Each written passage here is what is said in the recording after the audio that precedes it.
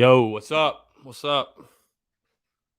Trying to get everything set up here with the TV.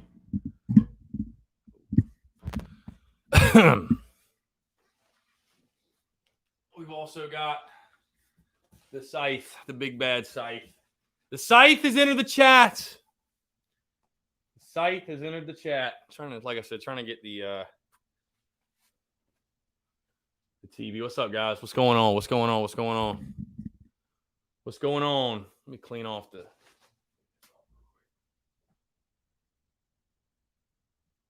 Should be good, but should be good. Yeah, there we go. What's up? What's up? What's up? What's up? Let me take the banner off, or the brand off, excuse me.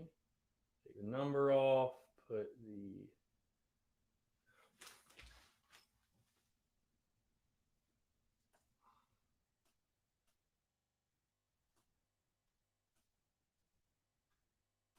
first pitch coming up in literally 4 minutes. What's going on, y'all? Trying to fix the television. So.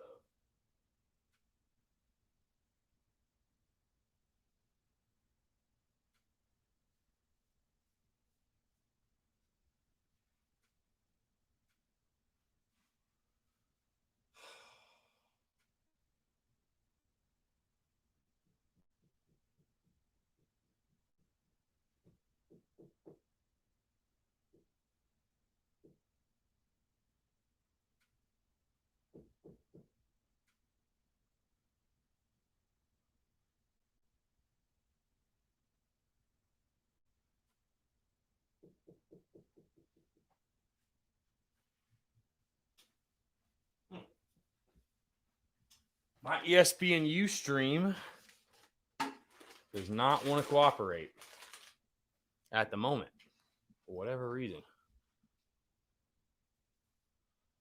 Let's see.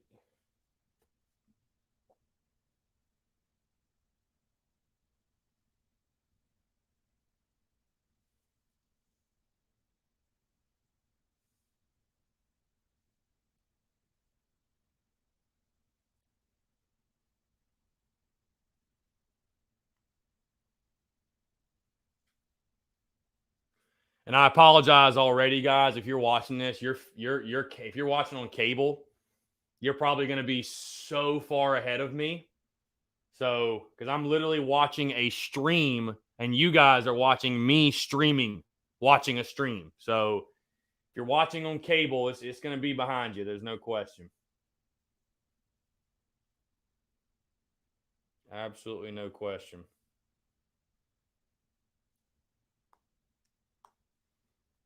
And right now, my stream's not wanting to work.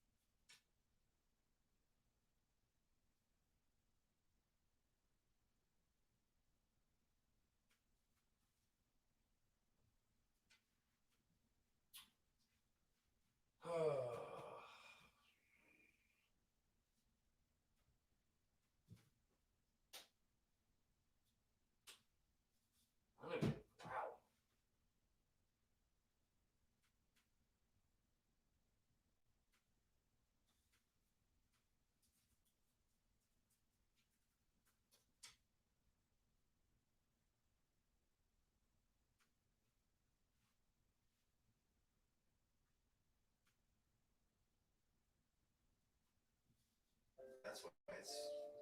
Let's go. There we freaking go. I was getting a little worried. I'm not going to lie. All right, what's up, ladies and gents? Dirt, what's up? Again, if you're tuned in, I appreciate it, number one. Number two, I will go ahead and say, it's a little closer. I will go ahead and say I do apologize because I'm sure that you guys are watching on cable, and I'm literally watching a stream and streaming. So I'd have to imagine my reactions are going to be so far behind you guys seeing it. So I will say that, though, if you want to help me out, if something crazy happens, since you guys are going to know it's about to happen, hey, record the screen and send me the clips so we can post it to social media.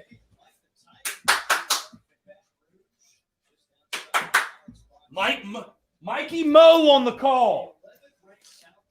Mikey Morgan on the call. Come on, let's go, baby. The Scythe is in the chat. We are ready. Let's go. Let's go, baby. Just put it right here the whole game. Just right here the whole game. The Scythe is in the chat. Somebody take a screenshot of this. The Scythe's in the chat, baby. Let's go. Got Jackie Robinson Day, Jackie Robinson week, month, year, whatever you grab my water. It's right there. Impacted so many people in so many different ways. For me personally, it was breaking barriers. Who cares what people think? Who cares what people say? Do what you do. Let's go. What you know is best. Jackie Robinson was an inspiration to everybody that even knew or heard of him. The South Carolina Gamecocks ran into some barriers earlier this season. They actually had one of the most treacherous stretches of games, and the record suffered. But since then, they're playing much better baseball. I guess the question becomes, Todd, just how good can this Gamecock team be? Well, we had them when they started 11-0, won 11 games in a row. South is already winning 20-0. Vanderbilt in Florida. Okay, I'm confused, but whatever. Fair enough. Swept by Texas. They won that crucial game on Sunday against Vanderbilt, and they swept Florida. Now they're the 11th best team in the country. Coach Mark Kingston in his 4th year likes the chemistry of this team and feels they've got a shot to get back. Okay, do me a favor though. Please try not to spoil the game for me. I'm sipping on water. Actually, believe it or not, I'm sipping on water, agua. Well, Paul Maneri in his 39th year of head coaching, 15th year at LSU, has a track record of making his teams better as the year goes on. Like I said, I know I'm going to be behind here because I'm watching a stream and streaming. I'm sure you guys are watching on cable. Come on, boys. By the way, for those who are interested or care, went ahead and recorded tomorrow's podcast earlier. Switched it up a little bit. Talking a lot of spring football, a lot of football stuff, a lot of Shane Beamer. Just really didn't want to wait until midnight tonight to record a show, guys. I'm sure y'all understand that. I really didn't want to do that. So whatever. There'll be plenty of baseball coverage, though. You guys know that.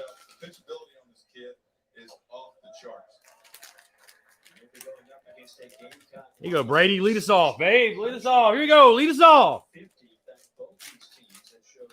Dirt. See, Dirt.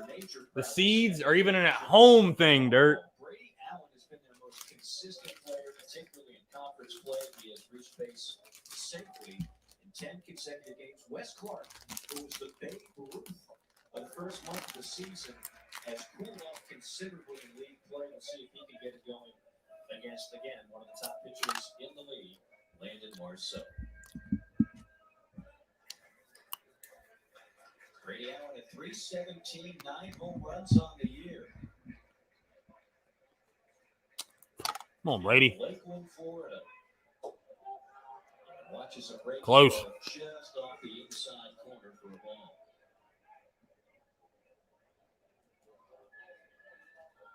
Gamecock team has won 3 consecutive series. We mentioned that rough stretch getting swept at Texas, losing 2 of 3 to Vanderbilt. Strike 3 call, got buckled on the breaking ball.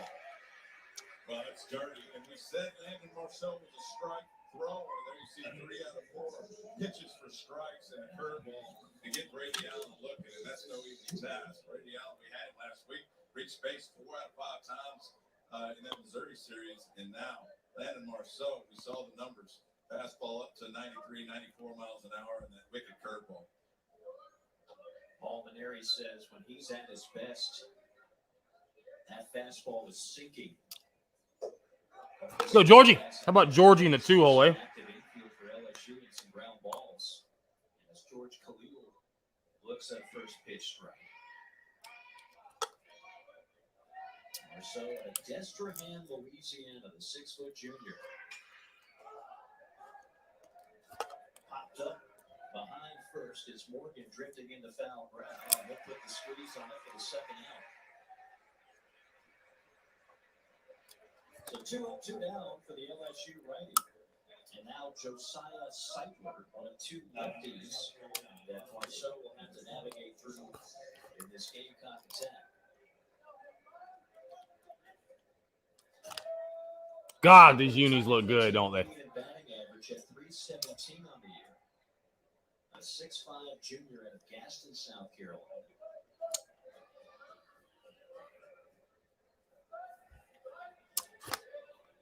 Go 1-2. First pitch off the plate. Todd, I know you're a big Get a hold of one. At this point in the year, we're now getting right near what I call the turn, to use a golf analogy, in conference play. After this weekend, every team will play 15, will have 15 left. So I know you're a big proponent of looking more at the conference numbers than the overall numbers. Overall, this Gamecock team's hitting 269, in conference play 241.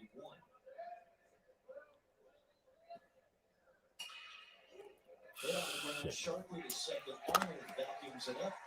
And an economical 1-2-3 inning for Marceau with LSU. All right. Need Farr to be that guy.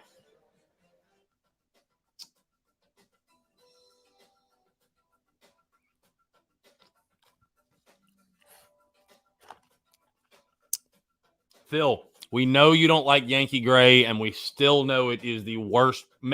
It's up there for as bad an opinion as any I've seen. Right up there with Courtney Washington's opinions. Like, honestly. I like you more than Courtney, but, man, I'm not going to lie. Even Courtney doesn't think the Yankee Gray unis are ugly.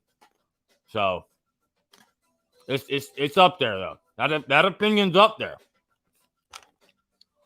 The lineup change?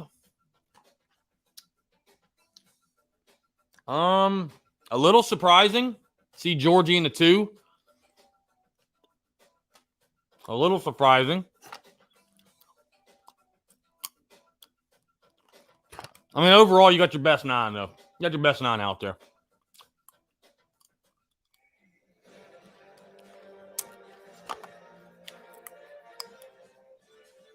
Wow, it's getting out of the way. 72 degrees in Baton Rouge. It rained earlier today, but we should be Dirt, LSU's capacity, I think they're at 50.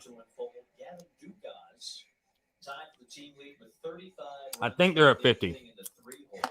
Morgan and Cruz ahead of them, both having terrific years as true freshmen. And then Jordan Thompson is the SEC Freshman of the Week. So right now, it's an LSU lineup that is feeling pretty good about themselves. 3rd in the nation with 52 home runs, and they'll be going up against one of the league's best arms, Todd Walker, when you're talking about Thomas Farr, as long as he stays away from those dreadful base-on balls. Well, I think you could call him effectively wild. He's got 1 walk every 2 innings, 6 foot, 200-pound right-handers in his 4th year. He's a JUCO transfer from Northwest Florida State College, where Doug Martin, Chris Jones have done a great job down there. Huge arm, fastball up to 97 miles an hour. He's got a curveball with a plus spin rate on it. He mixes in a change. He's athletic on the mound, but like you said, if he can control the zone, he's going to be effective. He hadn't got out of the 6th inning much this year, and touchdowns and home runs. It's ESPNU. The game is on ESPNU. It'll be Trey Morgan starting things off. One of 3 freshmen in the lineup for LSU, all 3 of which are producing at a high level this year. Morgan has reached in 10 consecutive games.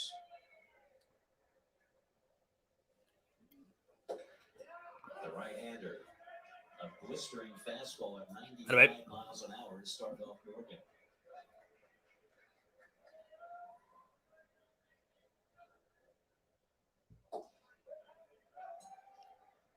Farr is a 6-foot junior out of Tyrone, Georgia. coming in with a 3.25 earned run average. The problem, as we mentioned, has been at times the control. 3 of the last 4 starts, he's had 5 or more walks. Wee! You can tell the stuff is pretty filthy if he just throws strikes.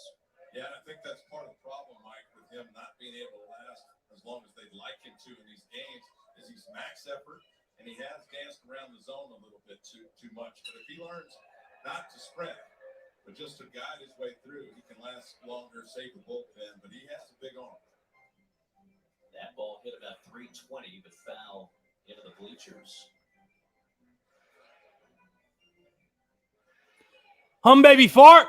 Farr got off to a red-hot start. Williams Blake, get off your phone and watch the game. Well, I have to tweet, my friend. Season, a couple of shaky outings here of late. 1-2, hit on a line and off the glove with a shortstop Khalil. That'll go down as an infield single for Morgan, and now the other talented freshman, Dylan Cruz. And this guy on base is 8 for 8. Khalil has only 3 errors out of 100 chances. It's short. But that's what Trey Morgan does. Through the ball, base hit. See what Dylan Cruz does. He's been hitting extra base hits all season long, leading the SEC freshman fraternity in batting average, home runs, on-base percentage, slugging percentage. He's recently been named to the Golden Spikes mid-season watch list. Come on, Farr. The numbers are gaudy. The performance has been consistently good. He's reached base 11 consecutive games. In a lot of ways, Todd, you look at LSU and you wonder where would they be without this guy.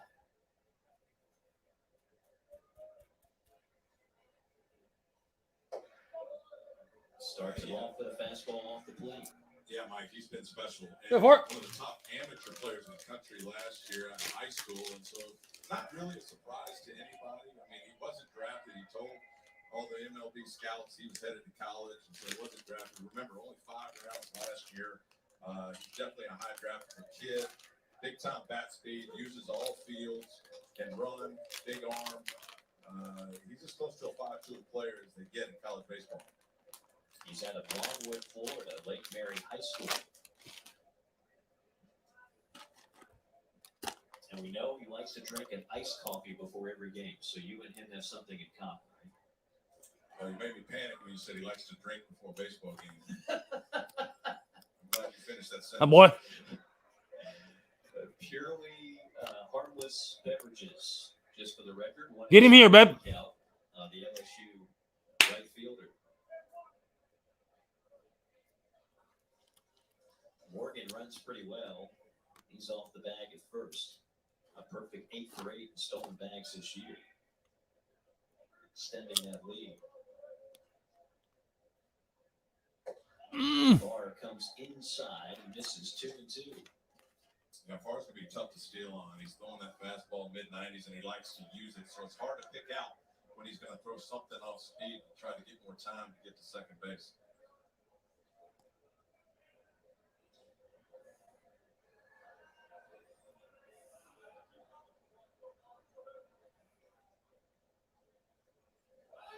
Going.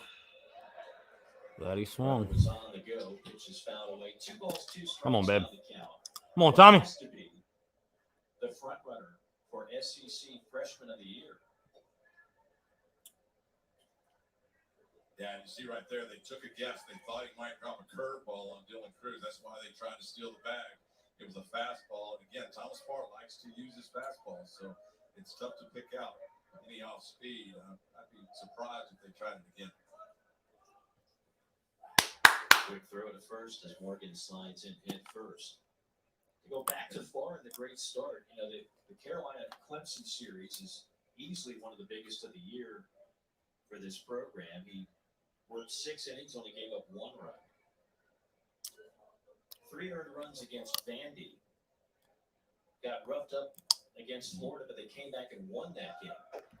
That was one of the biggest wins of the season. Shit. 3! Now Morgan going to choke for third. Here comes the throw from center, and he's in there. So Morgan now a perfect 9 for 9 in stolen bases. Nice gamble by Coleman there. He gets a fastball. Trey Morgan that had a nice jump. A little wide by Burgess. Runners are still in that 60% clip against Burgess. Gets the error, gets over to third base with less than 2 outs. Nice job by Trey Morgan.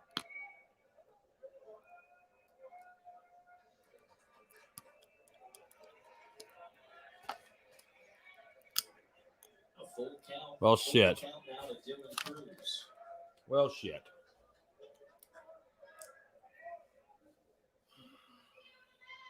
Came up. Popped him up. No way. They ain't deep enough. Behind first, it's going to be the second baseman Wimmer calling for it. And Morgan looks to stay back at third. Come on, work out of it. Matters, right? When everybody in the ballpark knows a fastball's coming, including one of the best hitters in the conference, gets it up there 94, 95 miles an hour, and Dylan Cruz is ready for it because of what wasn't able to get the barrel on it, pops it up, doesn't get the run home. So an unproductive out for Cruz, and now Gavin Dugas, who we talked about in the open. You see the repertoire for Thomas Barr, and it is a good one. He struggled with that changeup of late. Fastball is dominating, and a solid curveball to go along with it.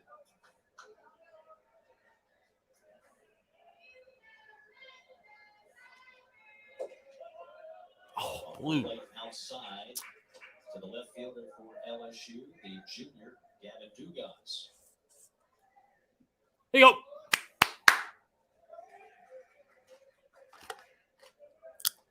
Houma, Louisiana. Hi, boy. Filthy. Absolutely filthy.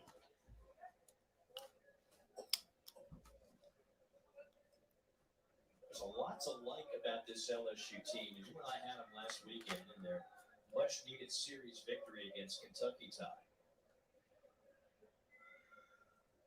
First, the 1-1 pitch. Sails high. Yeah, obviously, you keep up with them as much as anybody. You live in Louisiana, you play for LSU. It was my first time putting them under a microscope. And as I mentioned, I was pleasantly surprised just how talented this team is. They're more talented than the numbers and the record would show. Well, word on the street before the season started is they had a veteran staff and a young offense, and they do have a young offense. You know, 6 of the 9 hitters are freshmen or sophomores. High fly ball, deep left field, over the left field, landing and gone. Dugas with his 10th bomb of the year to lead the team, and LSU strikes first.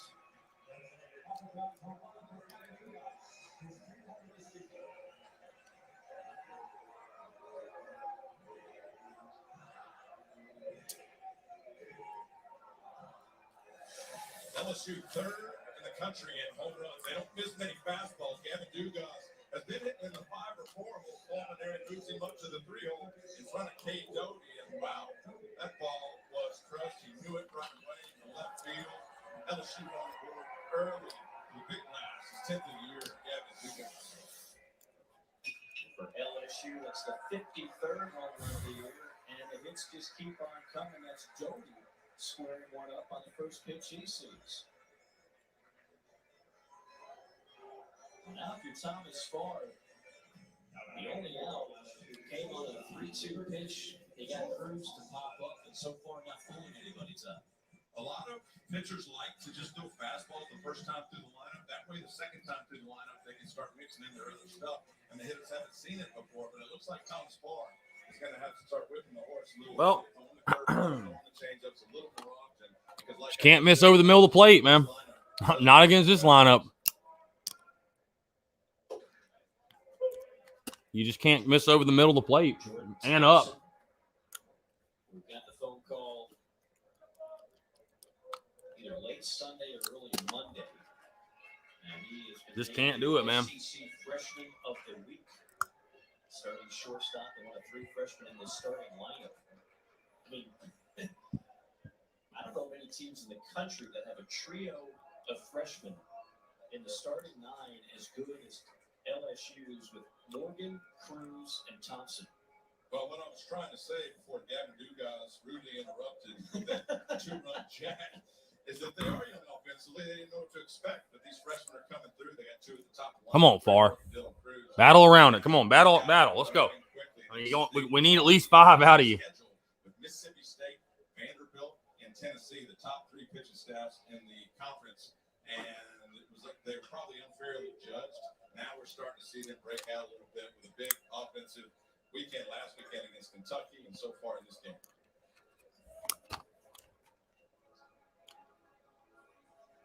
Ball and a strike to Thompson. Farr sends another fastball, but this one inside at 93. LSU offensively scoring a lot of runs, hitting a ton of home runs. Strikeouts were an issue, particularly early on when they were struggling. Got off to a 1-8 start. And SEC play. A closer look at some of those losses, though, will tell a deeper story for LSU's rough start in the SEC. They have maybe the most heartbreak hotel series in Knoxville, right? You lose back-to-back games in a doubleheader on walk-offs. The other game was a 2-run loss. So they lose 3 games by a combined 4 runs. We all know now how good Tennessee is. If you didn't know before, they're now in the top 5. Up. Another pop-up. There you go. Khalil calling for it. It's going to take a while to come down, but they'll finally get it in the glove for the second out.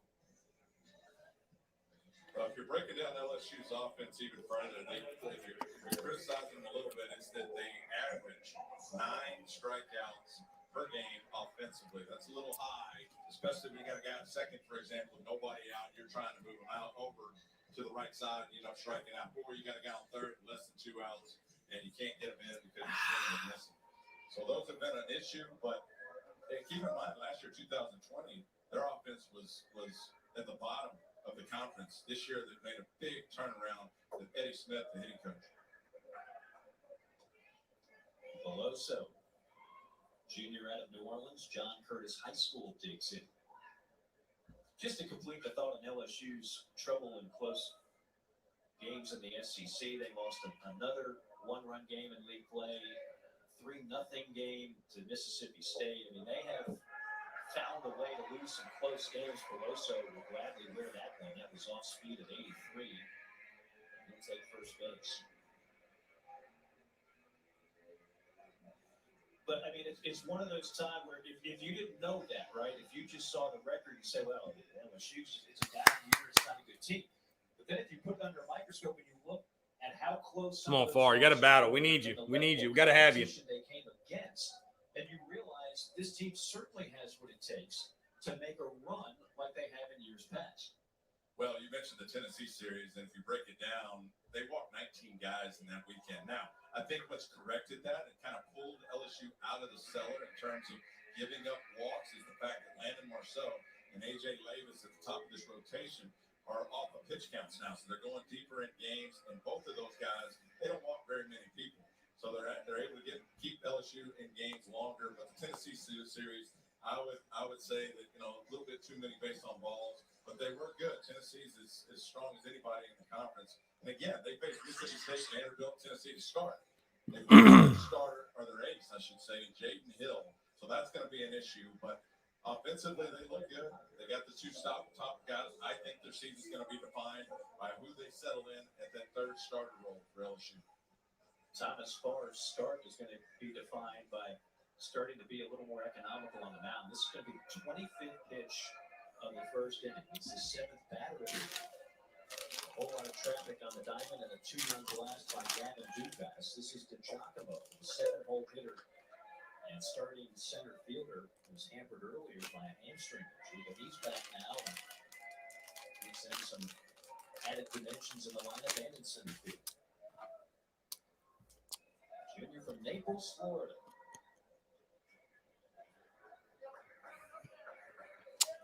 Do we really have an LSU fan on the stream? Is that really a thing? How does that happen? How does that happen? Just came back last week, and I know they're glad to have him back in the lineup. Slaps that one foul and far ahead of the count now, 0-2 to Giacomo.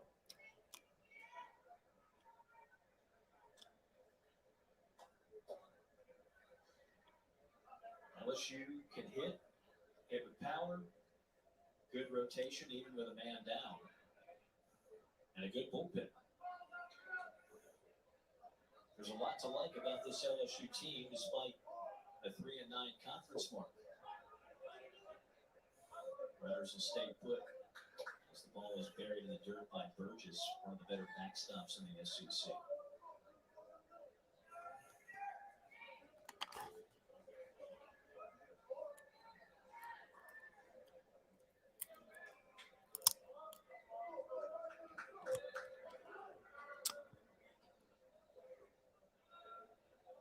Doty at second, Beloso at first.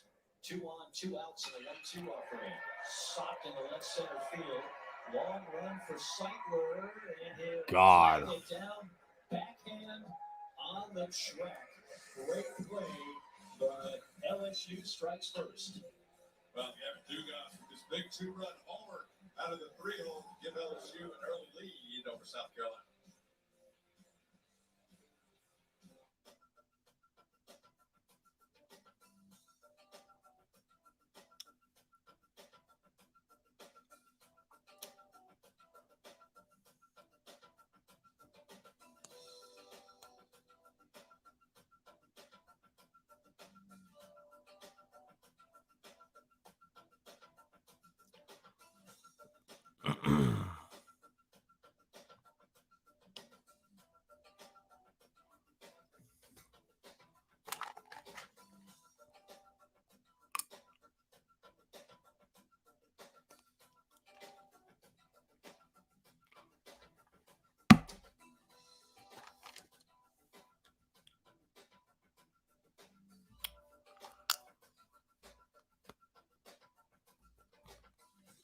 Seeing a lot of Thomas Farr conversation.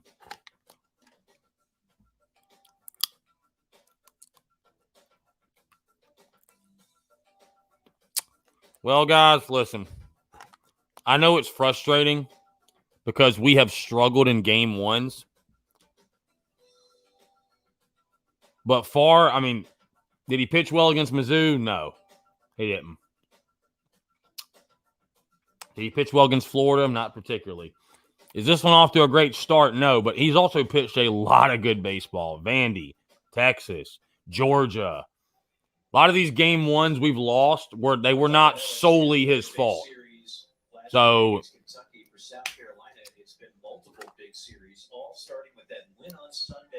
I'll tell you guys this.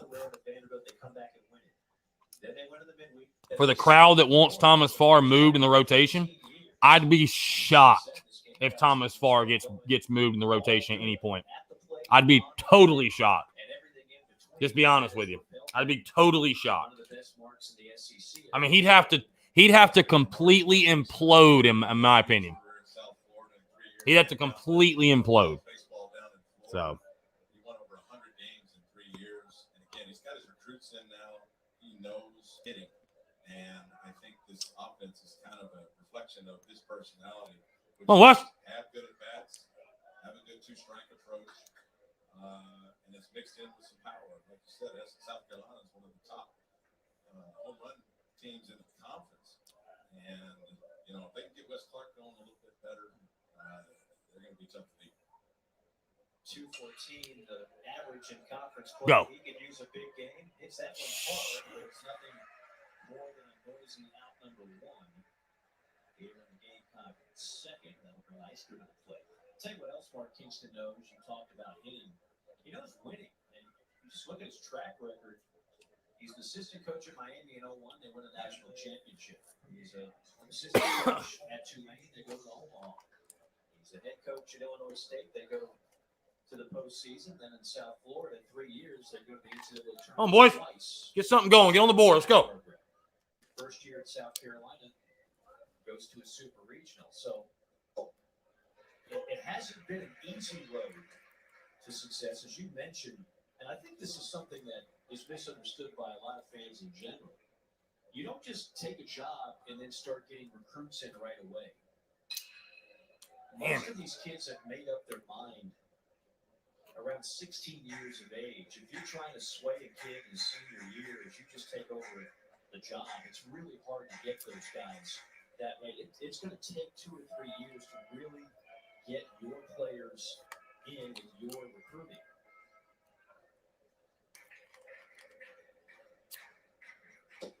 Nope. To the Eister. This is upstairs. Yeah, and we talked about Mark Kingston and Come on, base knock, babe. Base knock. Baseball's all pitching. It's the guys you put on the mound. They're second in the conference within conference games and team ERA. So he's got some guys on the mound that can get it done. And that is something that has been beneficial because even though Thomas Farr has not picked up a win in his last 4 starts, their bullpen is deep enough where if he does not have his A game, Carolina can still win a battle of bullpens and still win a game without a great start from their Friday night, or in this case, Thursday night start. Swing and a miss over top of the breaking ball for the second out. Come on, boys. Come on. I like the excitement from Hayden Trubisky behind the plate on this nasty slider. Look at it. Looks like a fastball coming out over the plate to Eister and just breaks out of the zone. And Trubisky likes it. And that's a strikeout for the second out. Hard not to like what we've seen out of Landon Marceau thus far. He's only allowed 1 home run in 47 2/3. That number actually has been augmented. He didn't allow an earned run in his first 30 innings pitched as a starter this year. Had the 1 bad outing against Vanderbilt. No unpardonable sin there. There's a lot of pitchers are going to have a bad outing against Vanderbilt. But outside of that, Landon Marceau has been as consistent as any arm in this league.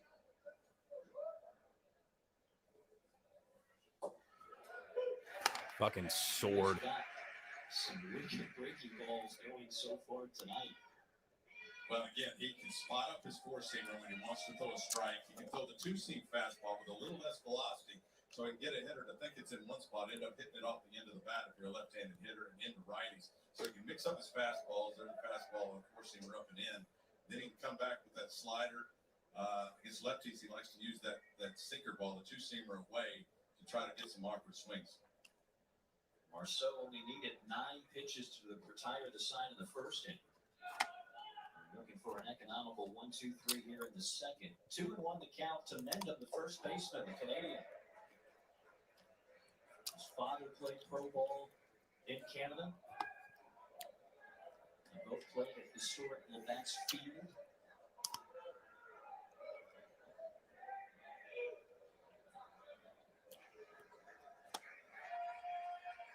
Two now the count. Come on, Davey. Come on, Davey. Come on, babe. No, that's him. Comes with a breaking ball and tries to steal one on the inside corner. Good take by Mendham as the count fills up 3-2. This is Come on, Davey. Competitive 2-ball pitch right here, just on the inside corner. Mendham wanted to go after it, recognized it late. Here comes the fastball away. This is what's good about Landon Marceau. He works inside and out. Docks it up and gets a swinging strike. That's the 3rd pitch out already for Marceau. All right. 6 up, 6 down for the junior righty.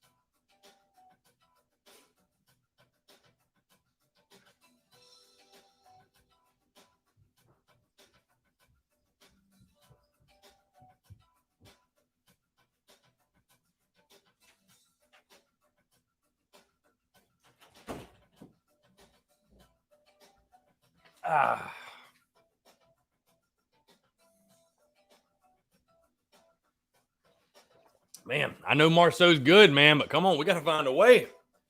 We got to find a way. Jesus.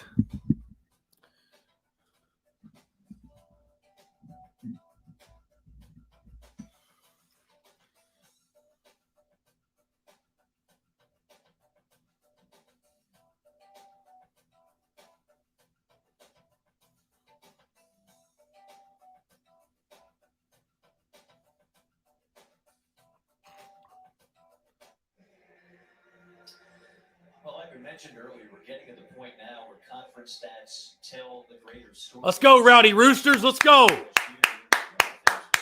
Turn it up, Rowdy Roosters. Let's go. Back school off a bit. Todd, you mentioned the strikeouts. If they can harness those, this is an LSU lineup that certainly has a chance to be explosive. Well, this LSU's Come on, Thomas Farr. Let's go, baby. In or out of conference games, they've done well this year. You saw 117 of 20 games in conference. Those numbers are a little skewed to me again because they played Tennessee, they played Vanderbilt, and they played a red-hot Mississippi State to open the conference schedule. So they've had a tough schedule. It doesn't get any easier for LSU in the next 3 weeks. The back end of it seems a little less difficult for LSU. And if we're talking about LSU making a run, I think they have the ability to do it again. They just need to find that third starter. Travinsky, Arnold, and back to the top with Trey Morgan. Here in the home half of the second inning, LSU leading 2-0 on Gavin Dugas' 2-run blast in the first. Hayden Travinsky, 6'3" sophomore catcher hitting in the 8-hole. They love his power. Come on, make the play. Is it in? No. Yeah, there's not going to be any let up on 2 strikes. He's going to swing just as hard on the next pitch as he did that. He's got big time pop. The bad part is he strikes out a lot. A big weekend last weekend against Kentucky. Come on, quick inning. Quick inning, 4. Let's go. Quick inning, 3-4. 1-2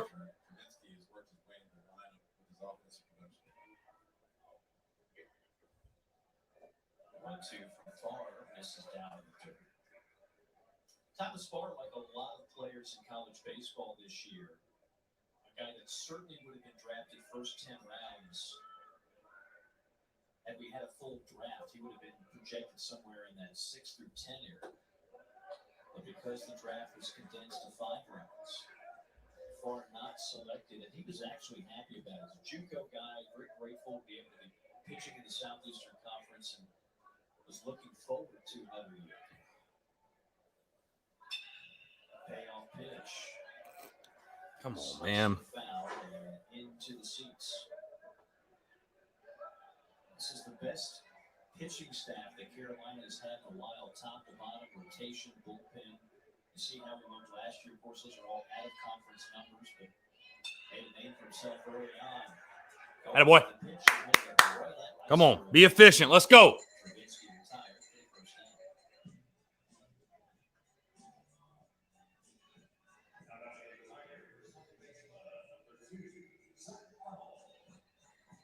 Now Zach Arnold, second baseman, hitting in the 9-hole, the sophomore.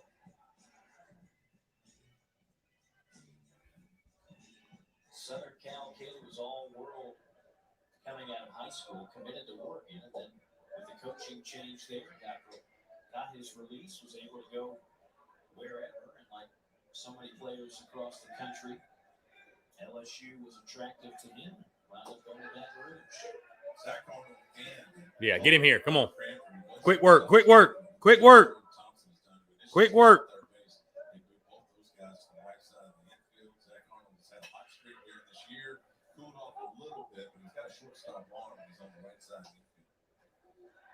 We see that a lot, don't we? I mean, just incredible shortstops that even if a college coach knows there's a chance he won't be able to project it short at the next level, they'll find a spot for him if he can play in that position.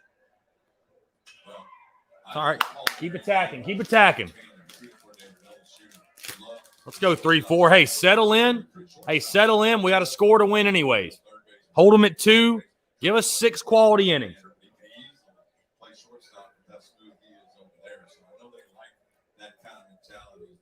Attaboy! Very nice. Very nice. Trust your stuff. Trust your stuff, 3-4. Trust your stuff. That's it. Real good. Real good. Real good. You're just better than him.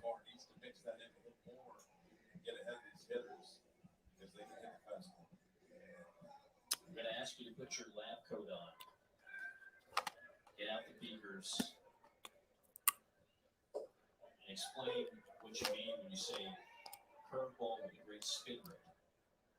Well, they apply that to fastballs too, Mike. And the fastball spin rate basically means you're getting rise on the fastball. It's actually moving up. So back before we had all that, and you have guys throwing fastballs and people couldn't hit it, they wondered why. Well, it's because they got a higher spin rate on their fastball, and it's creating lift.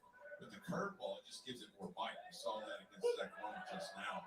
It's tighter spin, it's more bite, break, and as a hitter, you can't see the spin off the curveball. You think it's coming, and it's hard to hit. We saw that right there, Zach Roman. Come on, babe. He wanted it up. Get it up.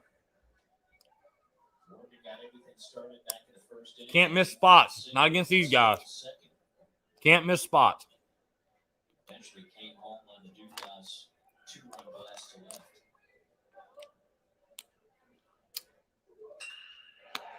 Gloves that one in the right field. On the dive, this Eister can't come up with it. Oh. I don't know if he lost his footing or what, but somehow was on the ground face down right around first. Well, Thomas Martin struck out Zach Garland. Hadn't missed the barrel of Trubisky, and now Trey Morgan is a missile out to right field. Nice job by Eister to try to make that play for the third out. Can't come up with it. And lucky that Trey Morgan didn't get to second base. Yeah, let's take a look at Trey Morgan here. Yeah, Brett slipped over the bag. Looks like Mike Morgan had those in there. I was going to say, some of us can relate to that. Feel Trey Morgan. Come on, go right in. That's how I look just walking to the Oh, boy. shower in the morning. Hey, I've been there, man. I understand, especially as we get older. Oh, goodness. I tell you, Eister is lucky on two fronts. Number one, that Morgan fell. Number two, that he kept that ball in front of him. That ball goes underneath him on the dive. Who knows where Morgan lines up? Well, I'll tell you where he's over home plate. Straight Morgan can fly. That ball gets under Eister. That's a great point, Mike. That's an inside the Parker. So you love the aggressiveness of your outfielders, but with 2 outs, which might be different otherwise, you go ahead and let them have the single as opposed to giving up 3 extra bases and go after the next game.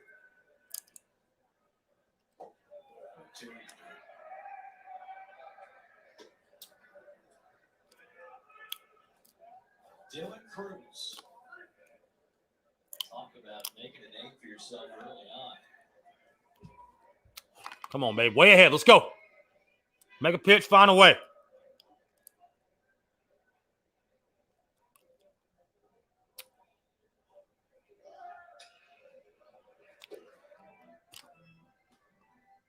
Morgan will have to go back to first. These two programs rich in recent tradition. Go back the last 25 years for LSU, the undisputed program of the 90s. And then all of a sudden, South Carolina under Ray Tanner began their glorious run. Morgan on the go. He's hosed. He's hosed. He's hosed. Attaboy. Just has a terrific arm. Bergie. Well, you don't want to leave your big home run hitter at the plate. They don't mind Dylan Cruz leading out the next inning, so they gambled the 2 strikes. Trey Morgan just stole back in the first, gets caught here. South Carolina coming play.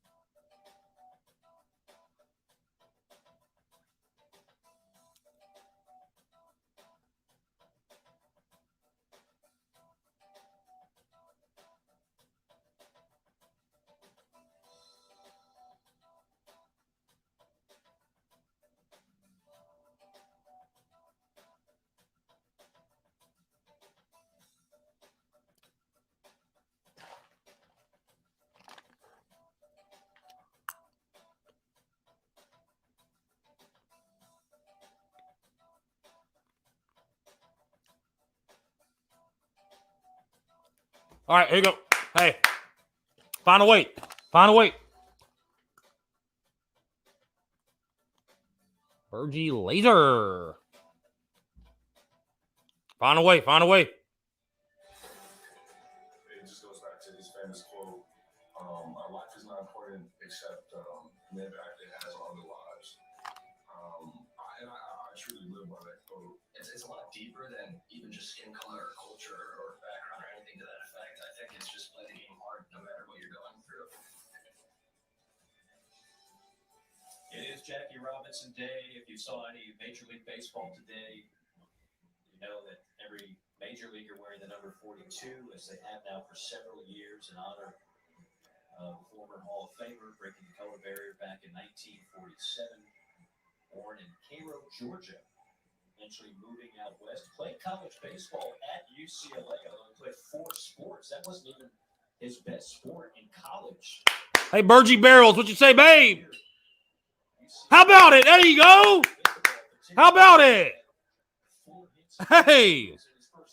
Hey. Wound up going to pro ball with the Dodgers, and the rest, as they say, is history. When you look at some of the other accolades, and there's almost too many to count. Track and field, baseball, basketball, all Pac-10 in football as well. Should played a number of sports professionally, wound up playing baseball. And I mentioned Jackie Robinson Day, and Todd Walker, going back to your professional career. You took part in that. What did that mean to you to wear number 42 and be a part of history? Well, it was special, and I said it at the beginning, and I'll say it again. I think we all have an issue of caring what other people think. What I took personally from Jackie Robinson and the impact he had on so many people was that he didn't care what people said. He didn't care what people thought. He was breaking through barriers. And baseball, as a failure sport, you're constantly trying to break through barriers. And I think what we forget is how elite of a baseball player he was. Our producer, Eric Coleman, actually said, how great he was and how he mixed in with Ted Williams. And guys of that nature. Branch Rickey signed him in 1945 and made his debut in 1947. He was in the Hall of Fame 15 years after he made his debut. A career of 311 hitter, 137 home runs. Come on, 7. Come on, get a piece, 7. Let's go. Come on.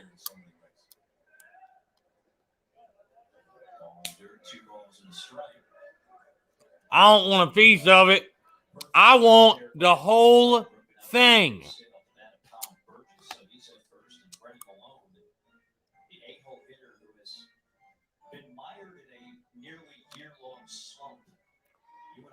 Last week, he hits a big home run. I mean, it was a tape measure shot, his first at bat, and back to a couple of strikeouts. He's just trying to get to the Mendoza line and then some. When you talk to the coaching staff, and they all said the same thing. I mean, it was in there.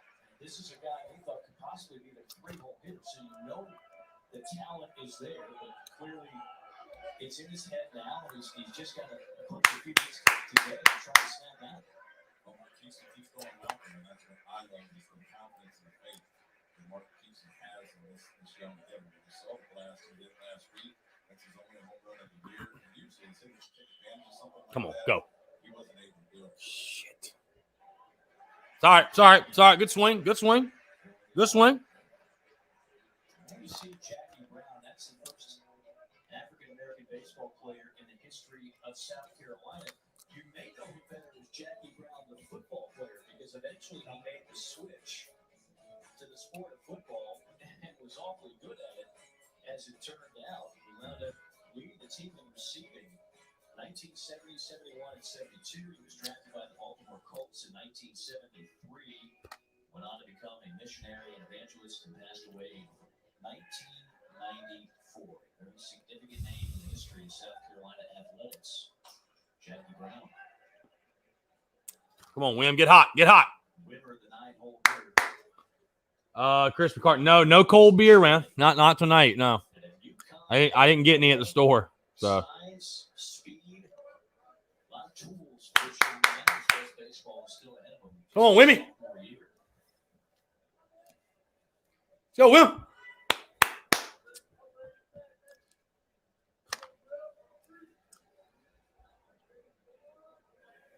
Don't be afraid to do this right here. Don't be afraid to do that right there. So, it's a strikeout that he is 0-2. I'll just throw one. Go ahead, Tom. Well, I was going to say, Mark Hickson switched his guys a lot. Now hit 9, was it 2? It was up to 2 more. And as a hitter, that's demoralizing enough because you feel like, I didn't have my faith in the must be the 9-year Brady Boomer having to fight for some of those issues. Go. Come on, there he is. There he is.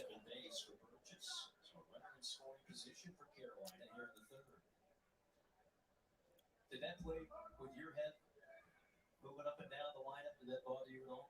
And that's exactly why I said it, Mike. When I got to the big leagues, having hit 3 hole and 4 hole my entire life, Tom Kelly, Minnesota, put me in the 9 hole. And it was my fault, and only my fault. But yeah, it affected me. I was like, it was not looking very good. I put pitchers in this hole sometimes to hit in the National League. And so it affected me. And then you got to rise above it, and you can just add that to the list of thousands of other things. Like I said, in this field, you sport we call baseball, in terms of trying to overcome and fight through and make yourself the best you can be. And I'm up to it. Eventually, I got through the 3 hole in the big leagues. But yeah, it emotionally affected me, no question, especially early. I want you to know, regardless of your performance tonight, you're going to be in our 3 hole the rest of the year. Tell you what. Come on, Wim. Come on, Wim. Something backside. Come on. Come on. Find a gap. Come on, Wim. By the way, I've completely forgotten to change this. My apologies, guys. Brady Allen on deck. He's been the hottest hitter in SEC. Y'all got to say something to me when I forget now. Y'all got to hold me accountable now. Y'all got to hold me. We got to hold each other accountable. Let me know when I forget to change it. Let me know when I forget. Come on, Wimmy. Come on, Wimmy. Come on, Wimmy. Big spot. Nope. Big spot. Big spot. 3. A big spot. Palmineri, when talking about Landon Marceau, says he's been the guy that's led the way. He's the most reliable this year. Compares him to a former LSU pitcher. I did not see this one coming. Says he reminds him of Jared Bradford, but with better stuff. Can you say that about most pitchers? 2-2 in the air. Down the right field line. Go to third. No. Burgess will have to retreat. Cruz gets to show his arm a little bit, or where to go for Burgess at second base. 2 outs, Braden Miller fights it off. I love the end Marceau attacked the zone with 2 balls. You and I have had this discussion about how do you give up so many walks where you avoid 3-ball counts. How do you avoid 3-ball counts? You throw your primary pitch in 2-ball counts, and of course you need to have a secondary that you can throw for strikes. But if you don't, you've got to come after them with 2 balls. Nice job on them, Marceau, getting out there. And if you start crunching numbers, as you've done when looking at SEC pitching stats, you find the stats with the most walks, you'll find the stats with the highest ERAs, and very often you'll find the teams with the worst records. Walks are just bad all around. It's bad for the defense, and they got to sit around. And not only are you walking people, meaning you're putting them on base, but you're inaccurate. So other hitters are getting in plus counts. I know if a guy walked in front of me, I all of a sudden felt better when I walked to the plate. And Missouri and Auburn give up the most walks in the conference. They've got the highest ERAs. And of course, come on, Brady. Come on. Big spot. Big spot. Big spot. 1-0 to Allen. Backdoor Brady ball in for a strike. Come on, Brady. Come on, Brady. Got to have it. Got to have you. Got to have you. Got to have you. Claim a soul. Claim a soul.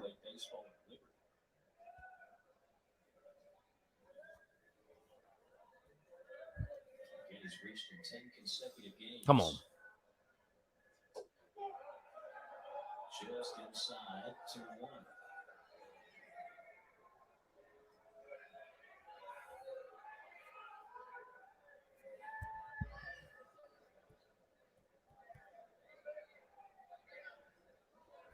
Come on, Brady. Come on, Brady. Dude, we got to get something going. Doesn't it feel kind of dead? Like we got to get something going. Like, come on, turn me up, threes. Let's go. Come on. Come on, give me a knock. No. Atta babe. You're way ahead. Let's go. Marceau was the 2000. I tell you what, if you're Marceau, I think you walk Brady and get to George Khalil. NCAA regional alternative team. I had that regional tie. That was a loaded regional, including Arizona State with one Spencer Torkelson in that lineup. But the Sun Devils went 2-Q, got bounced out prematurely, as sometimes will happen in a regional. Come on, babe. It's got to be there on 3-1. This is why having somebody get behind you is so important. I got George Khalil again hitting out the 9-hole most of the year. It's been moved up to the 2-hole. Brady Allen on a predictable fastball, count 3-1, has to know that they don't want to pitch to him. They'll go ahead and walk him and set up forces around the bags to face the next guy, George Khalil. So I'd be shocked if Landon Marceau gives him a pitch right here with the hand. Come on, threes. Stravinsky flashes the signs and now sets up the target. Looks like he's creeping outside. The pitch comes inside. Did he get a piece? There seems to be some confusion. They'll say he's out. Okay. Another strikeout for Marceau. That is his fourth. Well, they weren't going after Brady Allen. They wanted to pitch to George Khalil, but Brady Allen bites on the 3-1 and the 3-2. Neither were strikes.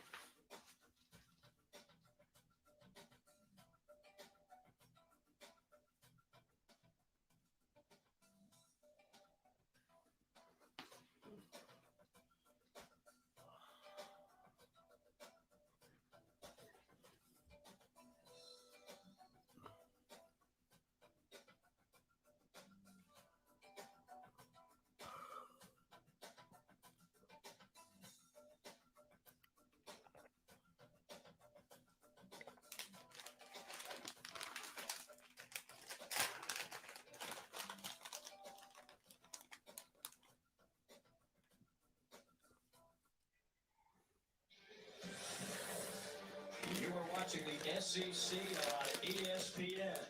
Mike Morgan, Todd Walker, back with you from beautiful Alex. It don't look like there's a lot of people there, does it?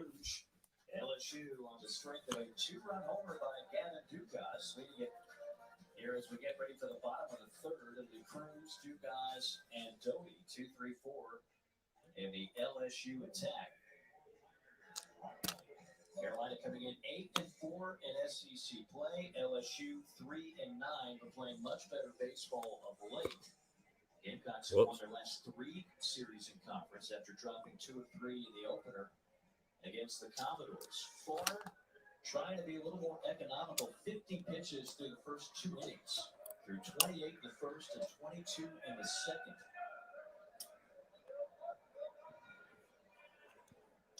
Cruz back up to the batter's box. He was at the plate in the last inning when Morgan got gunned down at second base.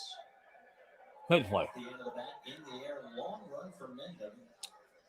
In play, but out of his reach. You know, we talked a lot, Mike, about South Carolina's schedule, how they had to go through Texas, Vanderbilt, Florida. How about who they've got coming up after a tough weekend here in Baton Rouge? They've got Arkansas at home, at Ole Miss, and Mississippi State the next 3 weekends. So I'll say what I said when we had them at 11-0. The next 3 weekends or 4 weekends for South Carolina will define their season, because that is a tough run. There's no question about it. This year in the SEC, there's going to be a lot of those tough runs that every team out there is going to have to navigate through, because there's just not a whole lot of left. And there's a couple of teams that clearly are outmanned right now and shorthanded. He challenging teams on a game-by-game basis. Make the play. What? High fly ball off the bat of Cruz and into the glove of Cycler for the first out. And that'll bring Gavin Dugas up to the plate, who did this in inning number 1. How about Gavin Dugas back in the first inning with this nuke, this 2-run shot? Get a little bit of excitement in the LSU dugout, and that's where we stand.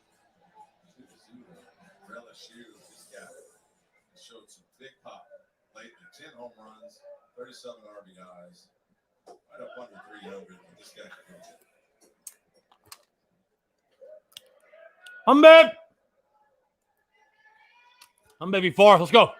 Attack the zone. Make the play. Make the play. Step and throw. Vacuumed up there, and the throw is wild past Wyndham. And over to second base on the play is Dugas. Just a bad throw by Malone. Talk about Malone struggles at the plate. Sometimes they can carry over. Here he's in third base. Smooth little glove play, but just kind of aimed it toward first base. Then wasn't able to pick it up. Gavin Dugas able to cruise into second base. Looked smooth on the onset, but just seemed to me like he didn't throw it. He kind of just guided it over to first. Tough off for Mendel, and LSU got second. This is why this game's so tough, Mike, because you got to carry both sides of the plate.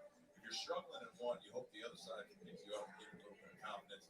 But more often than not. Oh, I mean, dude, it's just simple. Just step and throw across the diamond. That it's carried over to a positive production for him offensively for LSU.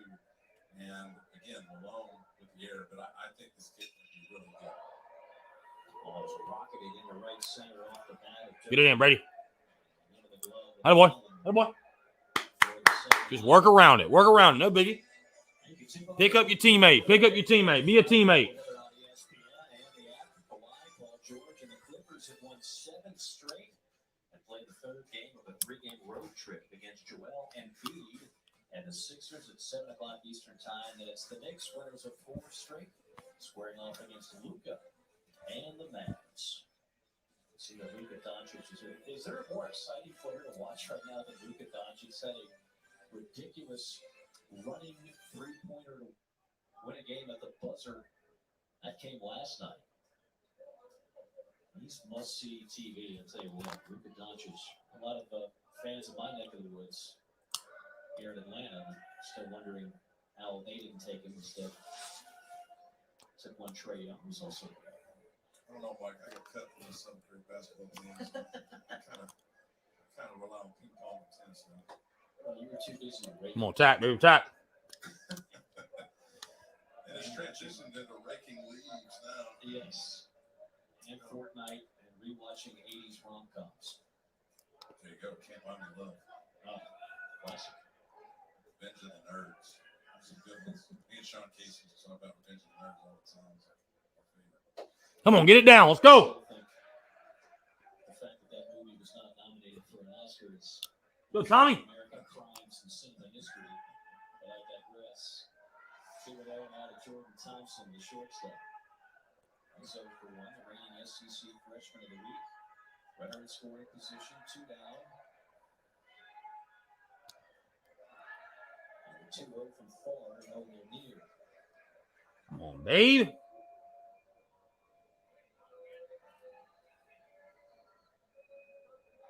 And that would give you a little bit of an indication, Mike, about Thomas Ford, where he's at. It's a 2-0 pitch, supposed to be right down the middle. He leaves it arm side high. When you're doing that, that tells me you're either overamped or you're starting to fatigue a little bit. Comes forward now with a 60 pitch, rolling in the third. Third 3-ball count for Far. That's not a strike? My God. That's not a strike? So more traffic on the diamond, which has been a theme for Far in his last few starts. Again, he hasn't been able to pick up a win in his last 4 starts. He's pitched better than that.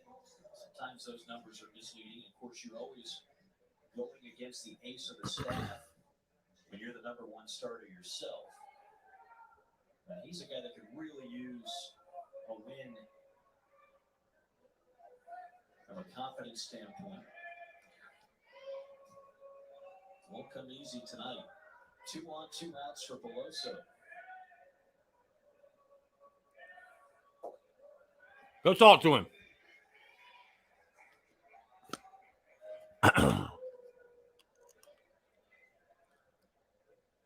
What is this conversation sounding like?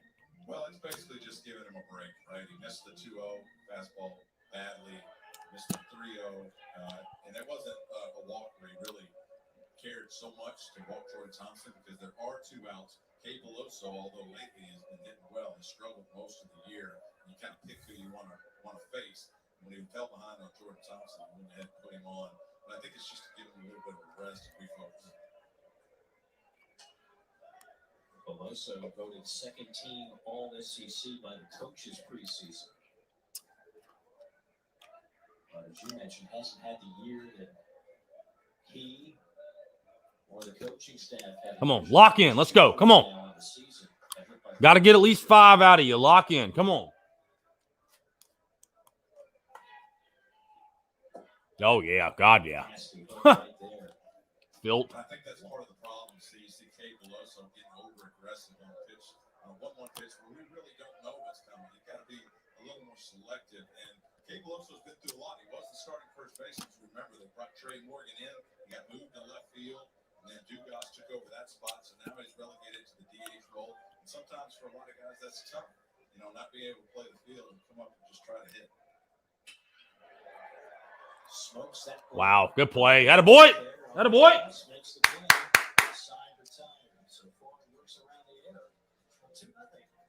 Hi, baby.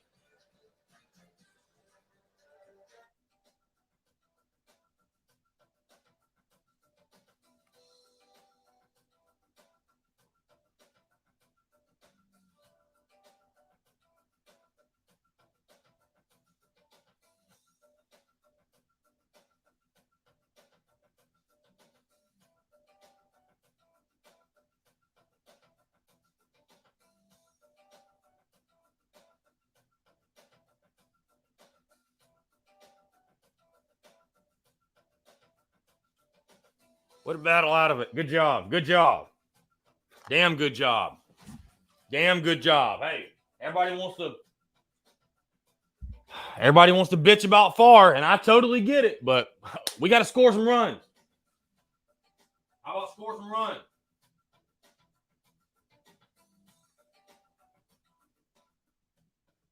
I totally get it, man. Don't get me wrong. Don't get me wrong. But shit, you got to score some damn runs, man. Bottom line.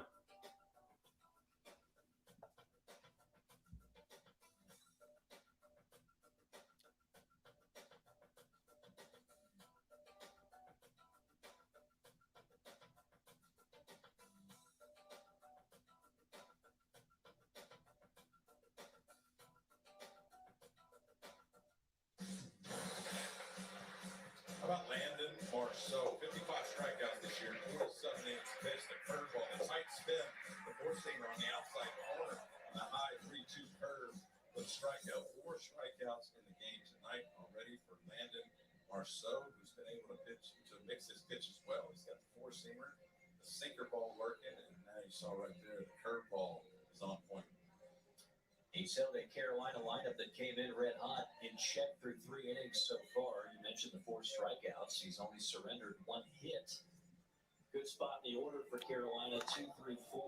Khalil, Seitler, and Clark. Mentioned Khalil getting a rare start in the 2-hole.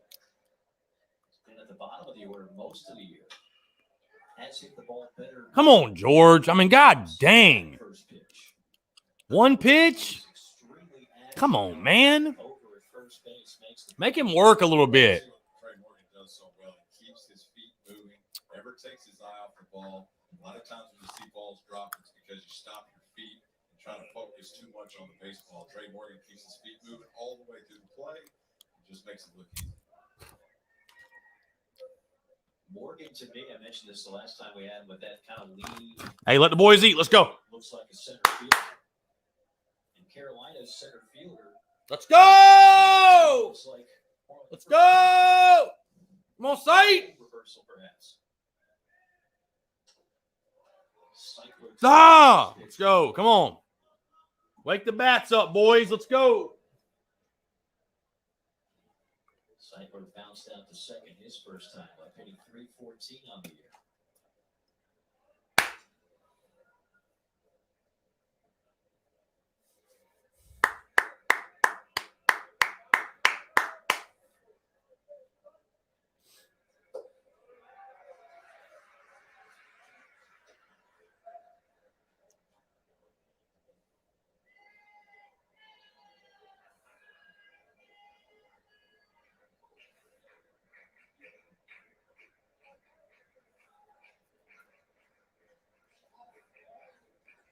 Another breaking ball, another swinging strike. But he's gonna Hey, how about it? Reaching first on a strikeout. What I love the strategy there. Winds up still with a runner at first. Well, this is filthy. You'd like to see Trubisky move his body over. He tried. He just skipped off his left side. He did what he could do. Probably get both knees on the ground is about the only other thing that follow-ups off. Again, keep in mind, Trubisky hasn't started a whole lot this year. They've had Alex Milazzo catching the man in Marceau, and that's why you usually keep battery weights. Hey, let's go. Have an approach. Have an approach. Don't be over anxious. Make him come in his own. Hit your pitch. Have an approach. Don't expand the zone. Let's go.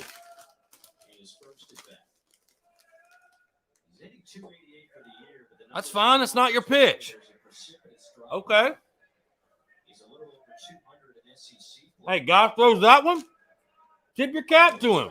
It's a good pitch. It's a really good pitch. Tip your cap.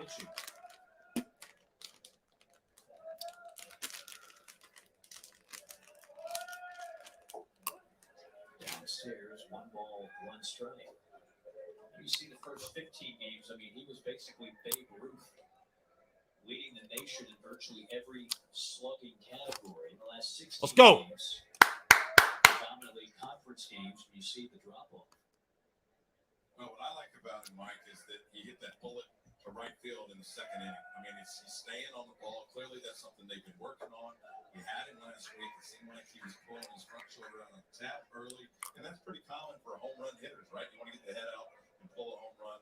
I like the fact that his first at bat, he went the other way and hit it hard. It was an out, loud out. Let's go, Wesley. Come on. 2-1. Come on. See something. See something here, babe. See something here. See something here.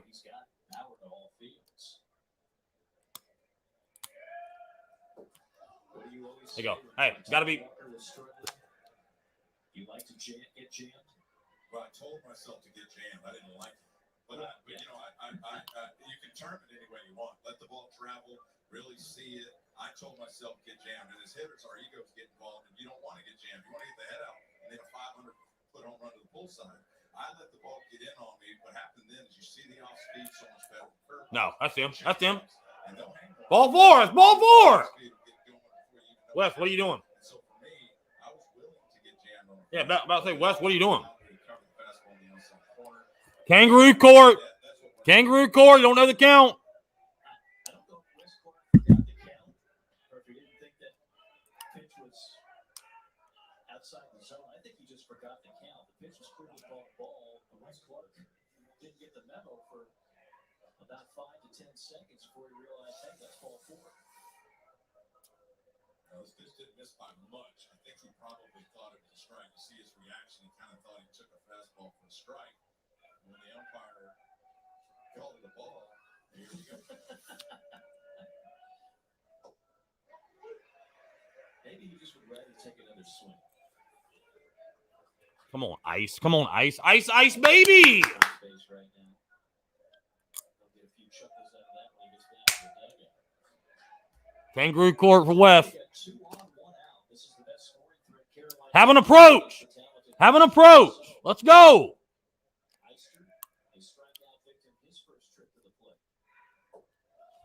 Have an approach. Make him come to you. Have an approach. How important the protection is behind West Clark. For most of the year, that has come in the form of this man, Andrew Lester.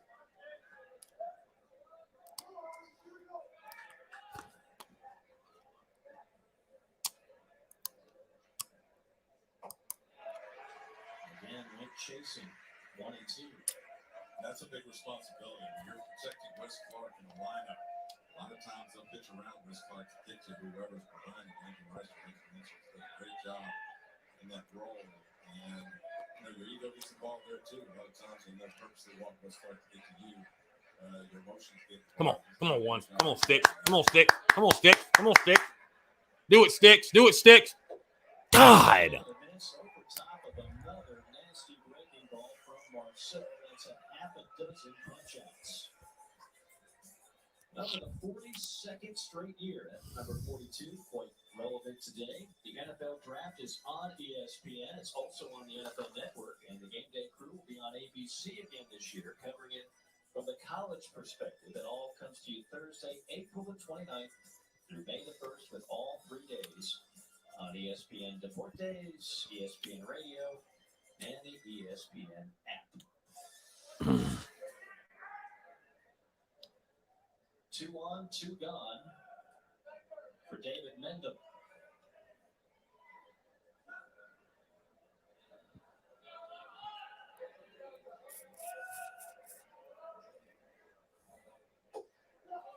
Is Savannah Webster in here? Because I see the WNBA draft is going on. How have we not had anybody picked? I'm like really surprised we haven't had anybody picked. I mean, is our team that young? I don't know. I mean, You never know what nugget you're going to find. I certainly would not have guessed that if you gave me 1,000 guesses. Oh, we didn't have anybody draft eligible this year. Huh. Come on, Mindy. Need a big swing from somebody, boys. Well, that's a pretty common question, especially in the big leagues, and I like them all for different reasons. Got to have a big swing. Yards is fairly new, so it's really cool to play there because it's newer, more spaced out locker room and ballpark. Got to have a big swing from somebody, boys. Need a big swing from somebody. That was like a 5-minute cab ride from the locker room to the actual field.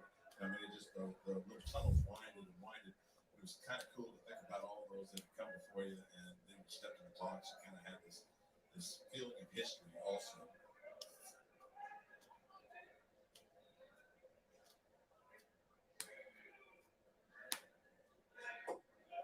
Breaking ball, strike 1 and 2. Come on.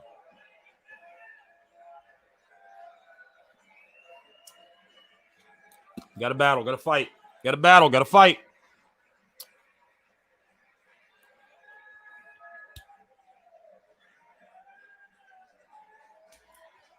Got to battle. Got to fight.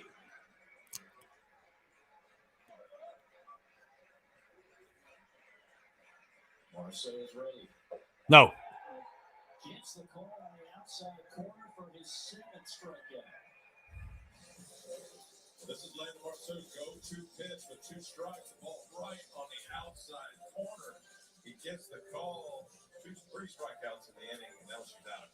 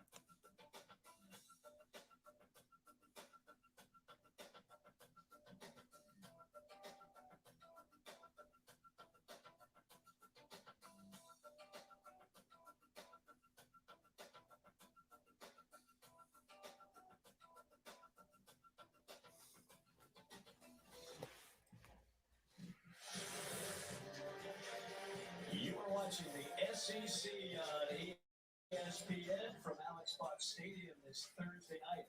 It's LSU leading South Carolina 2-0 as we get ready for the bottom of the fourth inning. Mike Gordon alongside the former LSU All-American and big leader Todd Walker.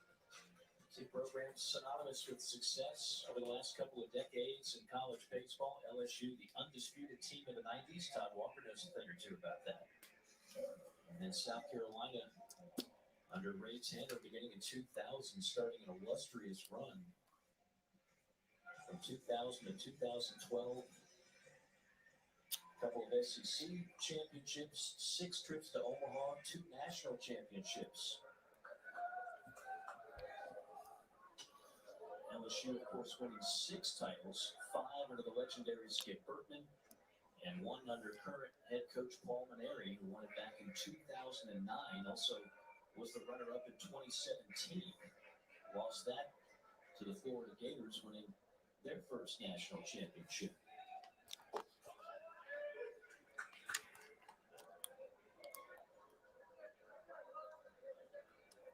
Yeah, James Kendall. I said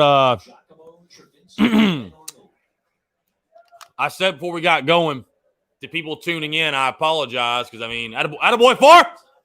I apologize because I am streaming the game and I'm also streaming, and you guys are probably watching cable, so I'm going to be way behind you. So just try not to ruin the game for me. Yeah, that's Wally Macon sitting right next to him. Skip Bertman, one of the best to ever do it, and the boss. I played for him 1992 through 1994. He was a guru on the pitching mound, man. He knew everything about pitching. It was amazing how many times, for example, that we picked the guy off and try to pick him off, which was really just a show to see if the guy was stealing. How many times he would pitch out and we'd have the guy running to second base. And just knew a lot, not only about the game, but in Omaha one time, he had his man on the floor for 30 minutes and envisioned in a dark room, envisioned everything positive. If you're a hitter, hitting home runs, hitting base hits. If you're a pitcher, throwing 96, 97, striking guys out. And I think it worked. In 1993, we won the whole thing. And, just an inspirational guy. And what a great job. Goes without saying he did. The stadium's named after him. So what a great job he did in Baton Rouge. So you just laid down on the floor for 30 minutes straight and just thoughts, winning thoughts. He was a mental coach as much as he was an on-the-field coach. And in a game when we all know it was mental, I think it made a big difference. Come on now. Come on. To Trubisky. Well, I know Ray Tanner had a tremendous amount of respect for Skip Bertman. And you look at what Ray Tanner did when he took over the job in 1997. 6 trips to Omaha, 2 World Series championships, a couple of SEC championships. But then it's never easy replacing a legend. Chad Holbrook comes in, made it to the postseason a couple of times, didn't get to Omaha. In fact, since 2012, they have not made it to Omaha. You know, there's one thing both these fan bases can relate to. Going to Omaha and winning championships kind of spoils you. And then you start thinking, well, shoot, we should be doing this every year, right? And, you know, you hear it from LSU fans. And I think some of that, quite frankly, has gotten into the Gamecock fan base a bit. I think it's both. Yeah, I mean, how about the run? And I was going to say this earlier with South Carolina under Ray Tanner, 2010, 2011, and 2012. They make it to the College World Series final. I mean, that's almost impossible to do. Vanderbilt did it, and Virginia in 2000. I think it was 14 and 15. But I mean, overall, these 2 programs over the last 20 years have done an incredible job. Come on, Far, get him here. Hey, see ya. Yep.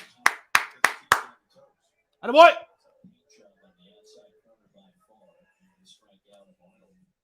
It's y'all's favorite person, Ray Tanner.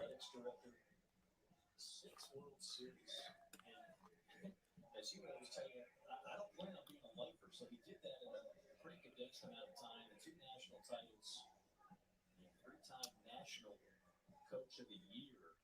I look at, you know, where these programs have been, where they are.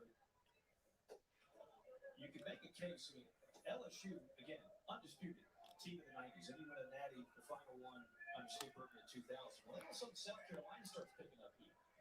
From 02 to 07, they were 15-6 against LSU. They swept LSU 2 years in a row in Baton Rouge. My boy. And they were becoming one of the prominent programs in the Southeastern Conference during that time frame. And now, both of these programs are trying to get back to where they were. So I think you can draw some parallels between the two.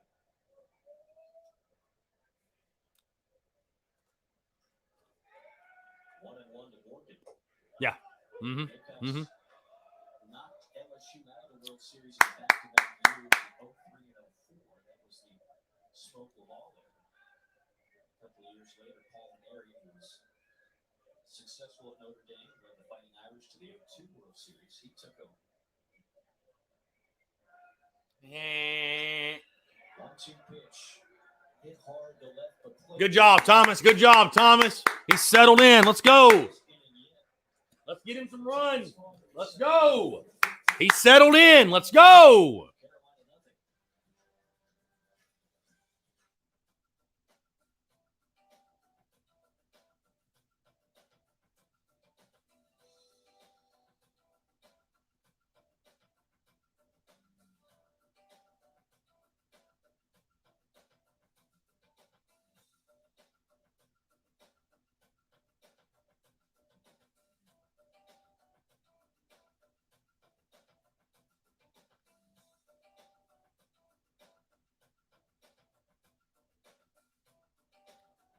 Hey, listen. Thomas Farr is an ace, folks. He's an ace. But goddamn, we got to score some runs.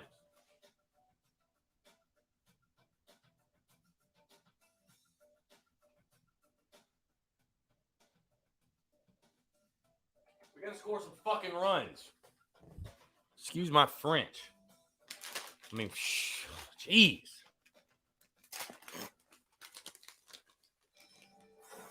Type of influence I think he's up on the game. It just goes back to his famous quote: "A life is not important except the impact it has on other lives." I truly live by that quote. Kids like me can, go be great at the game of baseball. It's a privilege to play this game, and guys like him made it better before me. Some of the prominent players in the SEC, including the pride of LaGrange, Georgia, Ryan Bliss, chiming in on what Jackie Robinson meant to them.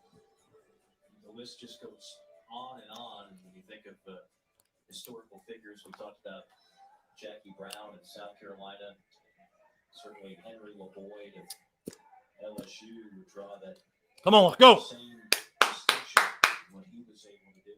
Get the freaking bats going, man. African-American played for LSU back in 1969. Yeah, I love watching the young players talk about it, Mike. We're talking about the 1940s when Jackie Robinson entered into baseball.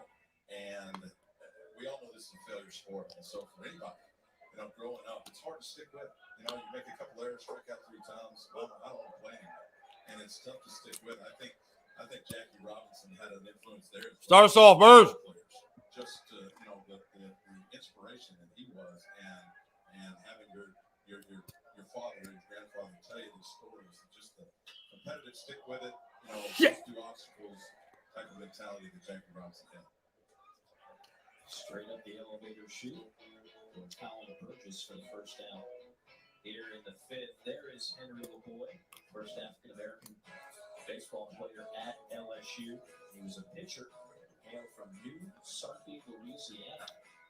A graduate of Baton High School in Norco, Louisiana. After his playing days, LaBoyd went on to work for the St. Charles Parish. You see him with current head coach Paul Neri. Tay, we had a great conversation not too long before we were getting ready to go on the air with Jaden Hill. Of course, is unfortunately out for the year, but young man who's got a very bright future, going to be a first-round draft pick. And he was telling us just everything that Jackie Robinson meant to him. It was a big reason why he got into baseball so early as a child. He's an impressive young man overall. And Jay Hill's well spoken. He talked about he didn't even have this opportunity for Jackie Robinson. inspiration he was in his life. The stories sent down by his grandfather. Come on, man. Come on. Whatever it is that you do, making an impact on other people's Come on, Seb. 1-2.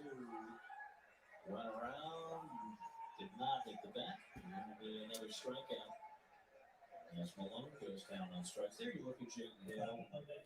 Again, when you talk about LSU, it's hard to not think about what this rotation would have been like with a healthy Jaden Hill the entire season. That obviously is not going to be the case. According to our own Kylie Daniel, draft analyst, he's got him going number 4 overall in the upcoming Major League Baseball draft. Well, the injury history is a concern. He sure has a big arm, 95, 96 at the White House side. Quick 1, 2, 3 inning for Landon Marceau. Halfway home, LSU 2, Carolina nothing.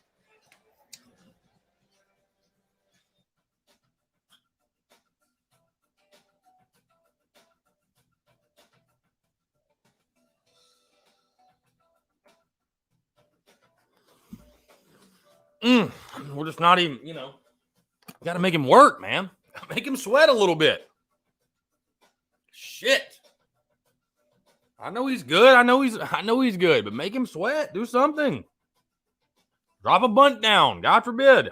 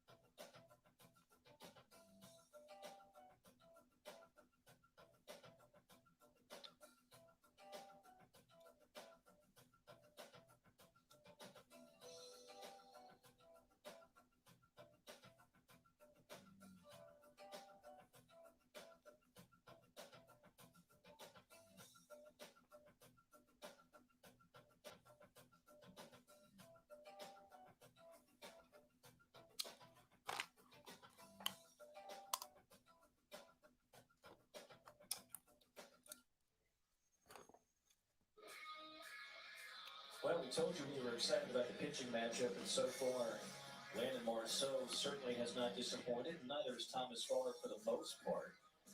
They haven't had a run since the third batter at the bottom of the first. Gavin Dugas' 2-run homer has amounted for the only offense in this game. Farr, at times, has had to get out of some jams with base runners on every inning but one. Marceau has been about as dominating as you can ask, pretty much picking up where he has left off. He's only had one non-dominant start this year, Landon Marceau. He has been terrific. We'll see if Thomas Farr, who's already got 80 pitches under his belt here to start the 5th. See if he can put something together against the dangerous part of the lineup for LSU. Cruz, Dugas, and Dozier.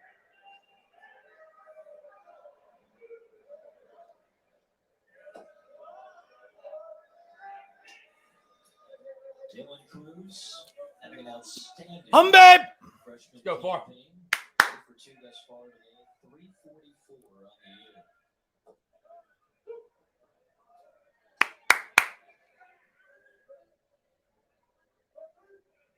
Tell you what, if you can get this one and one more out of him, you will take that in a heartbeat. All right. Don't overthrow it. Don't choke it. Long way short, not too far from Orlando. Yet fastball got hit pretty good in the first inning.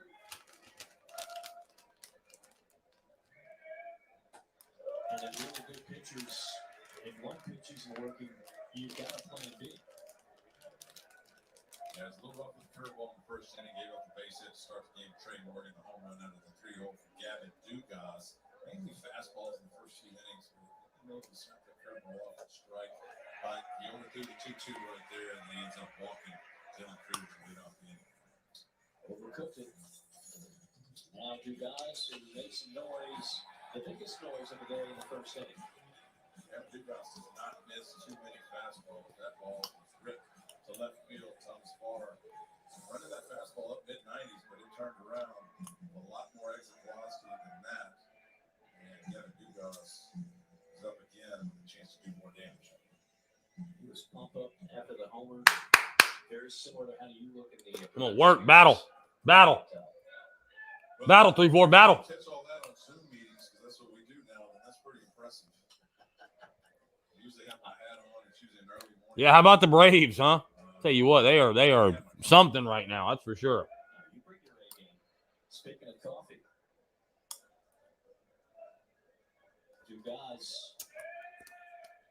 Well, we know Cruz drinks the iced coffee. I don't have a confirmation on what Dugas drinks, so I don't want to speculate. That would just be not right Up. from a journalistic standpoint. Popped up behind second. Carrillo camps under it and makes the play. Big out. Big out. That's a tough hitter. I was on a steady diet of, believe it or not, peanut butter jelly sandwiches and nacho cheese Doritos. Especially you start hitting the ball a little bit, you're going to stick with what you got. And for a long, long time, that's what I was eating. That's why I really can't touch this stuff anymore. Never went Cool Ranch, never mixed it up on the Doritos, huh? No, I can't do that. As soon as you throw a Cool Ranch in there, you take it over. Yeah, I'm with you.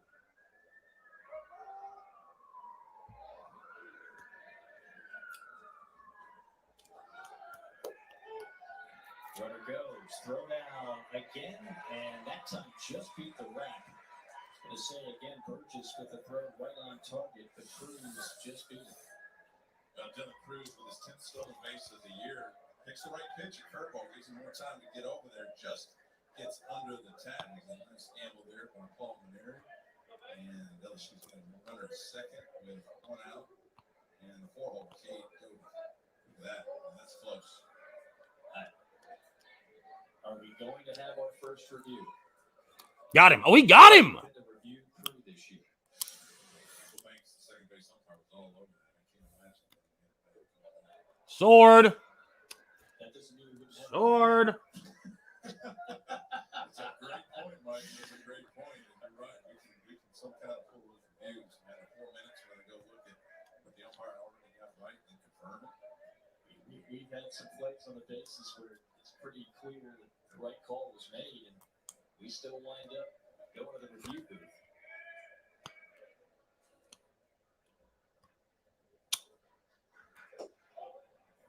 One off the plate outside. Well, I like what you said, Mike, and that is if we've learned anything from the review, it's that these umpires are pretty good. I mean, more than 85-90% of the time, they go review it, the call stands.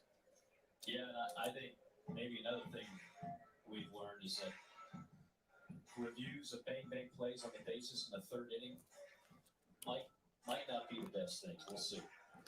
But don't forget this week's Sunday night baseball game is the series finale between Ronald Acuna and the Braves and Javi Baez and the Cubs. This game will include a special tribute to the late Henry Aaron and longtime friend of Aaron's. Surprised they didn't challenge that. No, I don't know. Kingston must not have liked the look, because you know if Kingston, if they like the look, he'd challenge. I mean, he's challenged damn near every play this year, so they must not have liked the look. Just an absolute genuine man. Talk about being nervous when you stick a microphone in front of one of the best athletes of all time. Once the jittering stopped with my right hand, I got a chance to just listen and absolutely hanging on every word, and such a distinguished gentleman, recently lost to such a pillar of this Atlanta community, really the baseball community.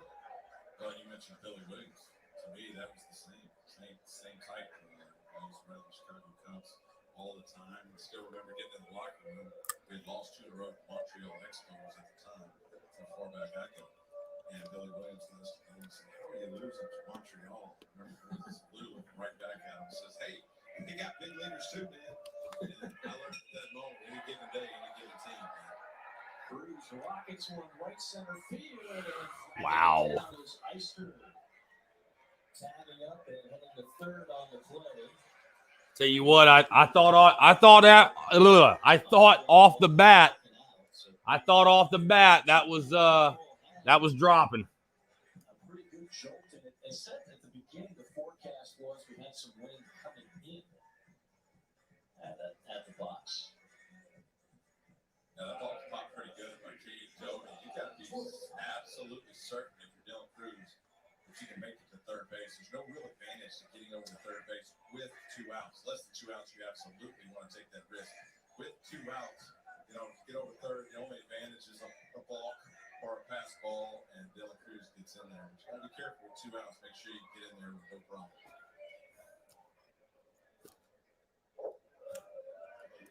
It might not seem like a huge deal, but I think it's a big spot in the game.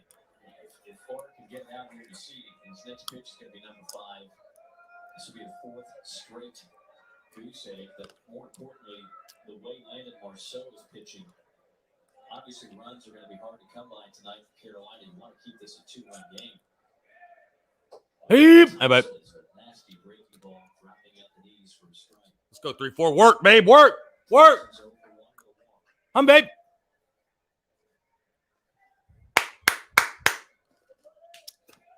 Work, 3-4, work. 3 freshmen in the starting lineup for LSU.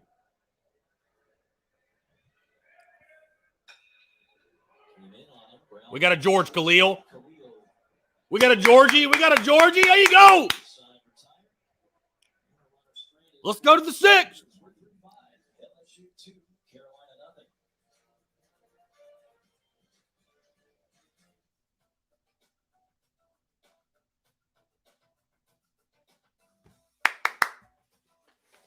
There you go.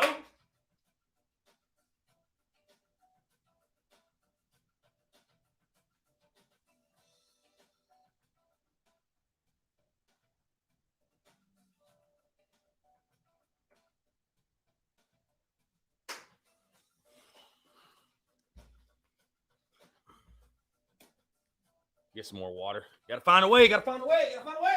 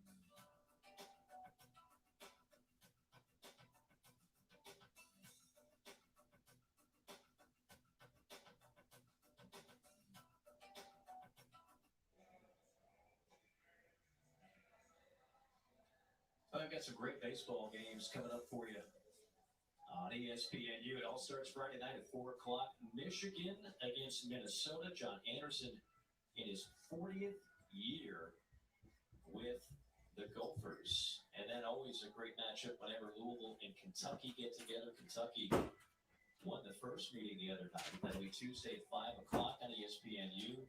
Louisville ranked number 7 in the country.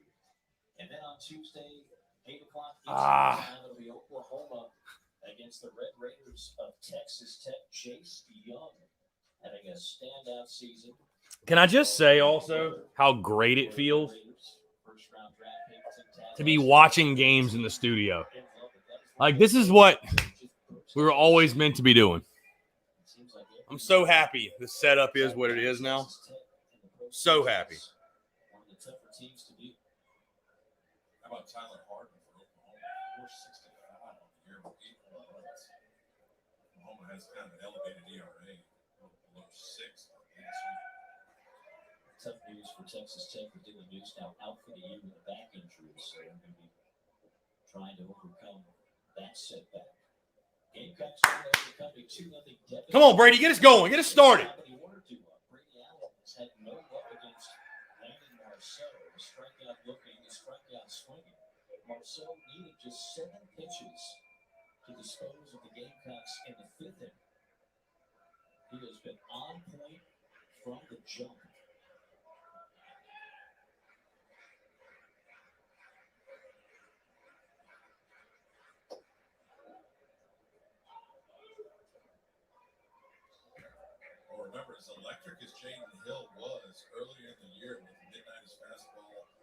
killer slider. Come on, Brady. Come on, Brady. Even before James Hill got hurt because of his effectiveness on the mound. Go, Brady. That Vanderbilt start. I mean, he's really been almost unhittable. Nope, that's out. Come on. Right here. Find a way. Find a way on. Yeah, sometimes dominance comes in all different shapes and sizes, right? The pitchers. I mean, you take a guy like Kamar Rocker or Vanderbilt. He's huge. He's at times has a little powering fastball. He's complementary pitches into his repertoire. Playoff pitch to Allen. That is a lot. Get out. Attaboy, Brady. There you go. Attaboy.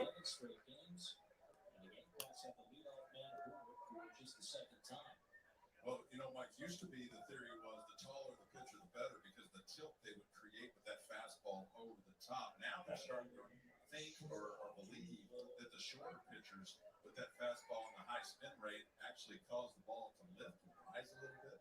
And I know as a hitter, when that ball's above your waist, it's closer to your eyes, so it looks so good, but it's so much harder to catch up to, especially if it's got some velocity behind it. And so now they're starting to like these shorter pitchers. Used to be they didn't care too much for them. Now I think there's more of a market. Come on, 6. For the short pitchers. Hey, 6. Productive AB. Let's go. Find a way. Yeah, I look at the top prospects every year. Now, there's a kid in Nashville, not named Kamar Rocker, that's going to be top 5 guaranteed. Could go number 1, and he's only 6 feet. That's Jack Blake. Yeah, he's got some legs. He uses his legs. I mean, the mechanics are spot on. Al Leiter, who I faced back when he was with the Mets. Lefty, he was a lefty. I was a left-handed hitter, so that wasn't easy. But you grow up in a household with a guy who played big leagues for about 20 years.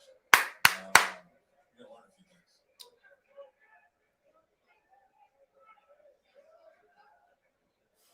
Battle. Come on, battle with 2. Just got a piece to stay alive. I mean, the list is long. We could go into names 6 feet below, and then of course you got a guy like Marcus Stroman, who's all about 5'8", who at times a dominating pitcher previously in Toronto, now in New York. Tim Hudson had a great career, first at Auburn in the SEC, and then the A's and the Braves. He was all 6 feet. I've never bought into the fact that you've got to be 6'4" to be a dominating pitcher at the next level. 0-2 and another. Sorted the hell out of him. He's eating a lot for 2 home. George Galileo popped up the first 2 times in a row. And again, as a hitter, it looks like a fastball just coming right down the middle of the tight spin. And just trying to stay with it, drops out of the zone. Galil's fooling on nothing for the first round. That is 9 strikeouts for Marcel.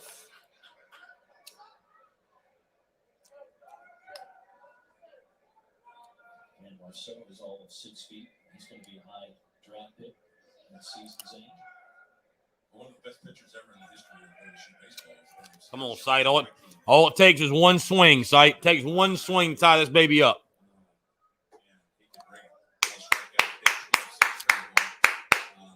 That's kind of the era I was talking about. They didn't love any of the pitchers that worked 6 feet. Come on, get your pitch. I learned right then.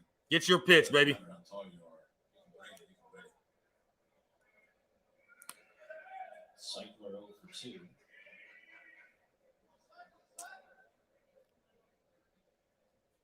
Come on, Sight. Nope. Hit him. There you go. Hit him on the feet. Either way, he'll be awarded first base, and Carolina has 2 more. This ball just gets away from Landon Marceau. He snaps it off a little too quick and comes down in and 0. Come on, Wes. Be that dude. Be that dude, Wes. Be that dude. Be that freaking dude, bro. Come on. Be that dude. Yes, sir. Hey, Jadeveon on another level. That was a tough watch. Come on. Be that dude, 2-8. Come on. You love the moment. Nobody better in this moment.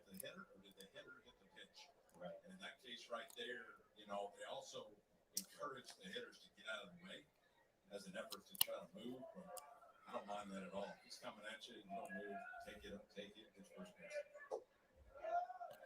Off the play Out. outside. There's an interesting footnote about that play, and that was kind of the hit batter around the world because it was mentioned highway robbery to win a game the way the Mets beat the Marlins on that play.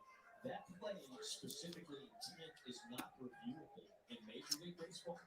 If that happened in an SEC game, that is reviewable. That is a huge distinction between the two. Nope. Go! Come on, let's go! Gotta have him. Gotta have you, 2-8. Gotta have you. Bottom line, gotta have you. Gotta have you. Gotta have you. In the World Series with the Nationals a few years ago against the Astros, those are the two rules that the umpires are on top of more than they ever have been.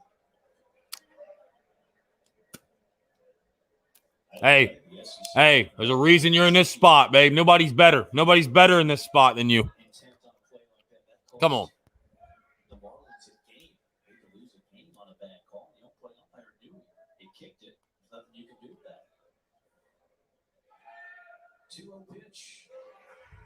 That's been the pitch that's just been filthy all night for Marcel. I mean, it's 2-0, man. It's 2-0. It's 2-0. Come on. Leave that down there. All the pressure's on him, babe. All the pressure's on him. A base hit here can tie the game. Breaking ball again. I wonder if Wes Clark is going to see a steady diet of breaking balls. The way he was destroying fastballs for much of the year, if this is going to be the new look that he sees against a lot of pitchers. And especially with first base open, right? The best hitter in the lineup, they're not going to just throw it down the middle, let it get those 2 runs in. He's got to realize that. I don't love walking, but it does free up Landon Marceau to kind of dance around the zone and try to get a swing and miss.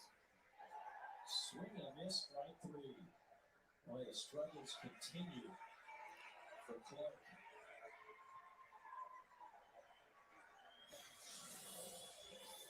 Well, I think Landon got himself out earlier in the game, and now Wes Clark. They're not trying to pitch to him necessarily, because again, nobody's going to let their best hitter beat you. And with first base open, he's just kind of throwing pitches outside, maybe gets a swing and miss, but if he walks him, Landon Marceau doesn't mind too much. With 1 out, he still has a double play in order, but he gets the 2nd out on the strikeout. Gamecocks are now 0 for 4 with runners in scoring position.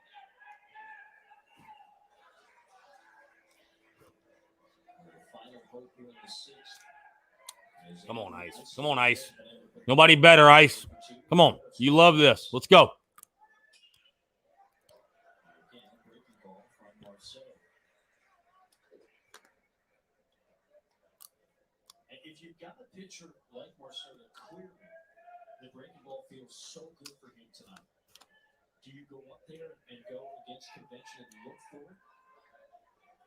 I mean, specifically, if you get beat by fastball, fine, but you're waiting for a curveball. Well, he hasn't thrown 3 consecutive curveballs, 4 strikes. As you see, most of them drop out of the zone. So, no, I'm not looking for it. I'm going to let him throw it and let him throw it for a ball, and then I can get him in plus count and be able to hurt him with his fastball. But you're seeing too many swing and misses on the curveball early in the count, and the hitters get behind.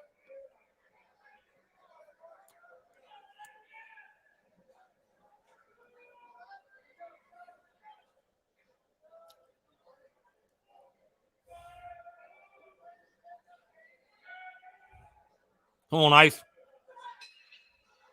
Up the middle. Diving stop by Thompson to throw. He got him. What a play. Jordan Thompson saves a run. Well, that's special on so many levels. How about Jordan Thompson? They say he's got the strongest arm in the history of LSU. Throws it in the dirt. Look at Trey Morgan, how low he is. Gets his eye level down and makes that play. Game-saving play for Thompson.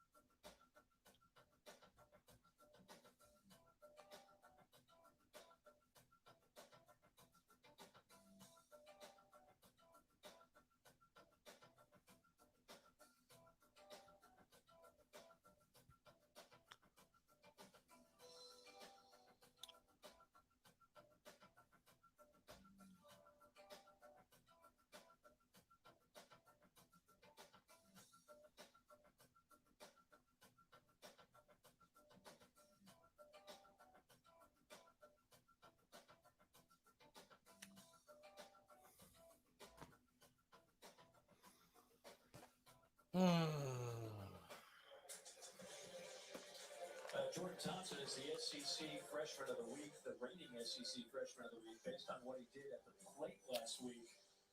He might be racking up some more awards with what he did with the glove, saving at least one run here.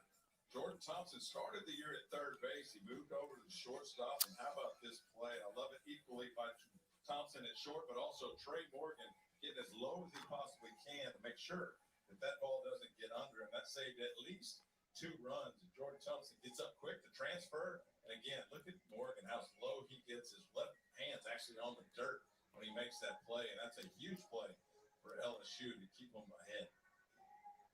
And again, you just wonder how many opportunities you're going to have tonight against Landon Marceau. That was the best one that the Gamecocks had. Now 0 for 6 with runners in scoring position tonight is Carolina. And we're going to see a new pitcher for the Gamecocks. Yep.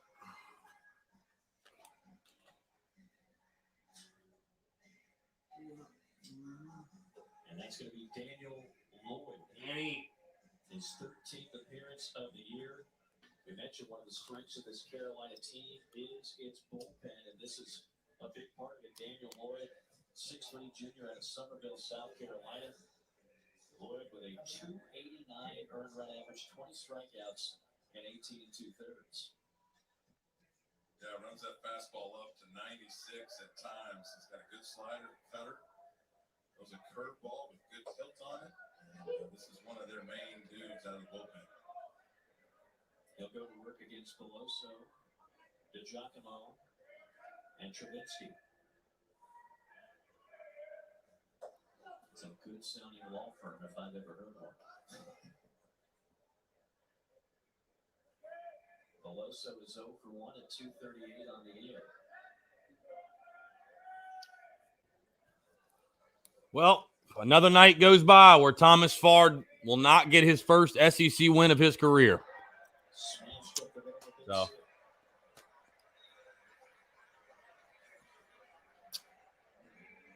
Leadoff man aboard for LSU. I like what you said about Veloso, Todd. I think that's an underrated factor that a lot of times people don't talk about. You're used to playing the field, and you like playing the field. And then all of a sudden, you're not out there playing defense every inning. That can make you suffer a little bit at the plate. Well, he went from first base to left field, and now the DH. When I DH, you just didn't feel part of the game. The rhythm's not there for Cade Veloso. That's clearly part of his struggles early in the year. He's still a good hitter in Cade Veloso, and got the fastball and got the leadoff single. Had a big weekend last weekend against Kentucky. Almaneri said he's one game away from breaking it out. He seems to be doing that now. He's aboard for the second time. And Giacomo is 0 for 2, putting in the 7-hole.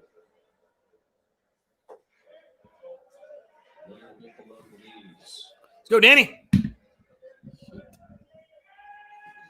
with 3 lefties in the lineup for LSU. Another tough night for Thomas Farr from the standpoint mid-pitch poorly. Made the one mistake in the first half. Roll it! Roll it! This could be and should be. Hey, there you go! Khalil Temendo for the Drew Killing.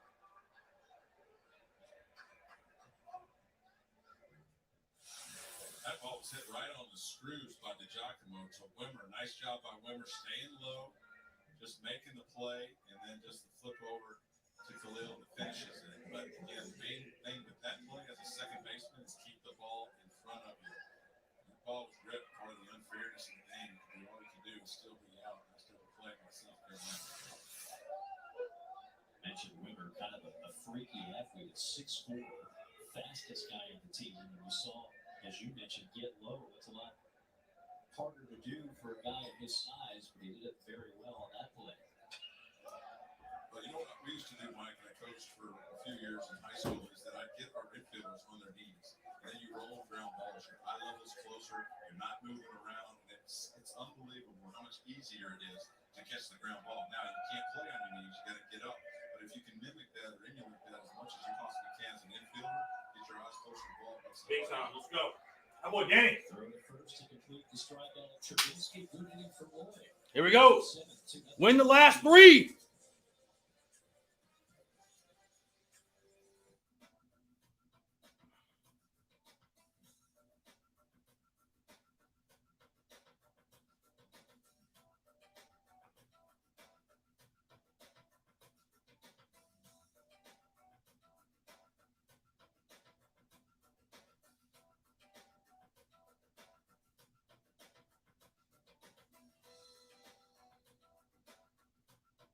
All right, guys. We got to switch something up. I'm getting off of seeds. Off of seeds. We're going off of sunflower seeds. We're going to go with the Rally Cheez-Its. This is not an ad. I just like Cheez-Its. We're going to go Rally Cheez-Its. So we're switching up the snack of choice to Cheez-Its. Hopefully this brings us some runs. So might as well try something.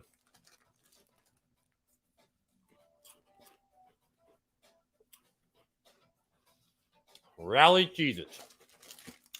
It's not the worst idea I've ever had.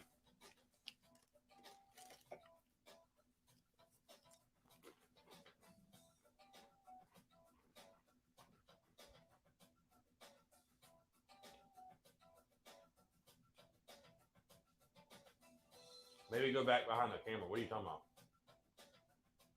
Oh, go back behind the camera. Oh. I mean, I was watching the whole time. Landon Marceau has been electric to 6 And he's still out there, I'm sure. 10 strikeouts with that tight curveball, slur, and a command of the fastball away. He's one off his career high. He is just missing bats left and right. He's kept the South Carolina offense scoreless through 6. And LSU really needed a good start out of Landon Marceau. They've been getting it from him all year long. And another good outing from Landon Marceau. I was so immersed in your beautiful detail of that strikeout montage that I lost count of how many of those were swinging at curveballs in the dirt. Well, there's a lot. And as a hitter, I don't like watching strikeouts because it's, it was the opposite. I brought a hitting tape with me that had all positive hits on it. And watching that as a hitter, man, it's tough. But he's been so nasty that for me, and I've said this before, That call's tough, man. Pitcher, Landon Marceau clearly is, meaning you got more strikeouts than innings pitched. And back before we had video, that's how I would look at it. But you have to go early. You got to get him early. If he gets to 2 strikes, he buries you. And he's got a lot of strikeouts for a reason. South Carolina's taking a lot of pitches early, or swinging and missing, or fouling them off. And then they get in that 2-strike count, and then Landon Marceau goes to work. But for me, as a hitter, if you're facing a strikeout pitcher, and I love get deep in counts, when you're facing a strikeout pitcher like Landon Marceau, you got to get him early. Unofficial count of the swinging strikeouts, balls in the dirt, 5 of 10. No, Jay, what you said earlier today was that they don't try in the first game. You said they don't try, which is dumb as fuck. I'll say that. So, That's just filthy. What they do the first strike. Oh, they took it. Did you foul it off? What'd you do? And for me as a hitter, again, facing somebody like this, Roger Clemens. you literally went on Facebook and said, we don't try to win the first game. Like, all right, we're definitely not trying to win. Hell of a strategy. I've got Marceau Wild. for just 3 ball counts the entire game. So Come on, man, in battle. Be tough up there. Come on. With 2 strikes, here's a 2-2 here. And it's the same thing, and just fighting it off was Mendon. Yeah, he's starting to feel it now, so he's throwing his off speed and 2 ball counts. But for me, 2-1, 2-2 as a hitter, you still don't really know what's coming. You still have a little bit of uncertainty, and that's when I think the primary pitch still works. 2 ball count, throw the fastball to Landon Marceau's been doing it, and that's why he doesn't have a lot of walks. Good ball. Get in the gap. Go! Go! This could be trouble. It is Get up. Mendham with a triple. Holy hell. Hold the Cheez-Its. Cannot haul it in. Great effort on the end by Giacomo, but we saw the route. A little bit of a tough route going back first. He hit it off the end. So as an outfielder, it looked like he hit it better than he did. Hit it off the end of the Wow, Davy triples. Davy triples, my friends. Davy triples. The Cheez-Its. We got to score runs first before we give any credit to the Cheez-Its. Davy triples. Come on, Bergie.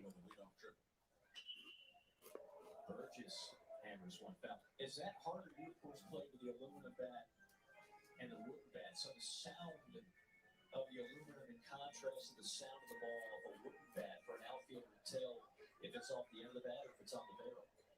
Yeah, and it's hard to tell. Giacomo's one of the best in center field in the conference with his speed and his athleticism. And James, we need to win first. It's just hard to tell. You don't really know. Yeah, I don't think I ever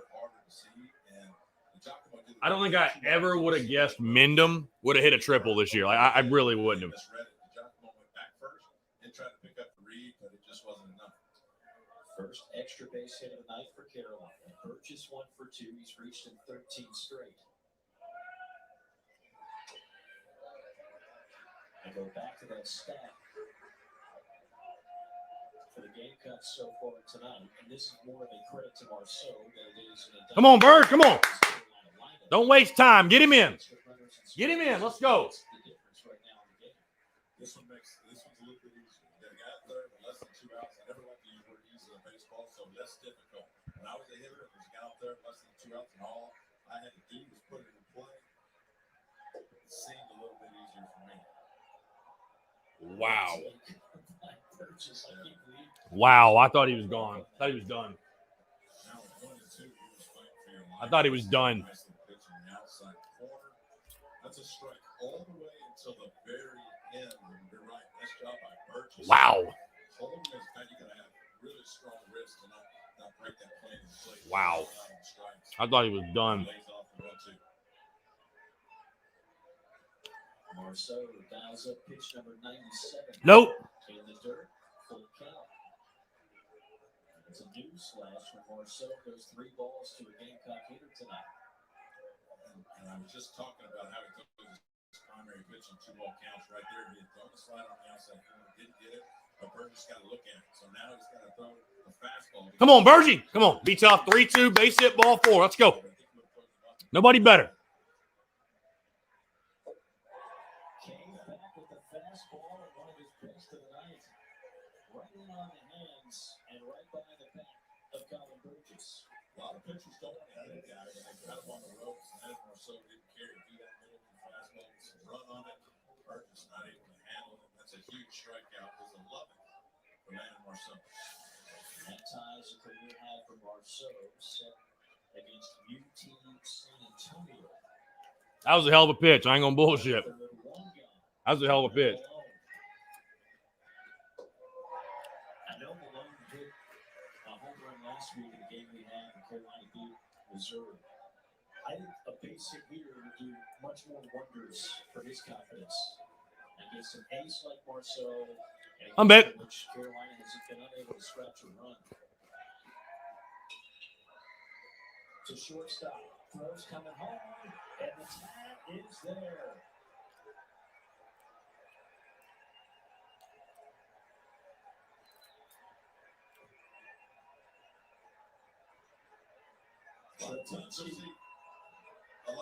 A lot of times you'll see defenses just give up that run and get the out at first. That was George Thompson with a missile into Hayden Travinsky, and then Hayden Travinsky holding his ground. Ball clearly beats the runner. Mendham at home plate and a collision on the line, and Travinsky is fired up and rightfully so. Saves a run. It's the home plate umpire David Brown after the play saying, all right, let's not let anything get heated here. Travinsky very animated and vocal after the tag. I don't think David Mendham was as excited about it. No, again, I don't know if you're even surprised. If I'm the third base runner and you've got a lead, although it's a tight lead, 2-0, I assume that shortstop's going first. And so you don't get a great jump. You're also looking back to see what's going on. In both cases, it slows you down a little bit. Not that would have made a different winner. Carolina is still unable to cash in with runners in scoring position tonight. Huge shot foul, 1-1 to count on the Gamecocks second baseman.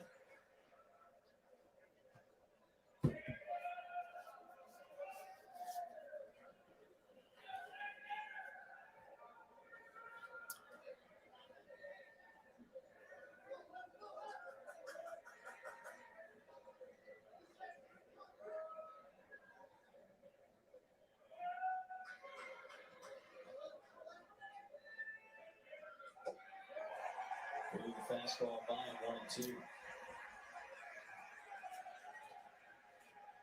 Still got plenty of gear yet, especially combined with that breaking ball, which has been sharp all night long. Yeah, you can assume that this will be Landon Marceau's last innings. On 103 pitches right now. He's got 2 outs, working off the adrenaline now, but I think this will be it. Top foul. Another strikeout here would be a new career high for Landon Marceau.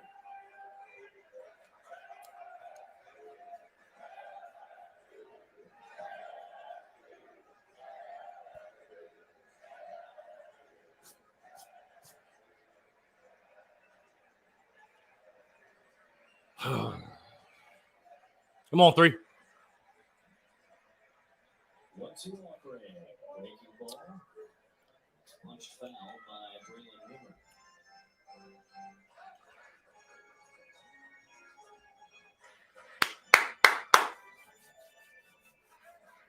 Landon Marceau came into this game with a microscopic 1.89 earned run average.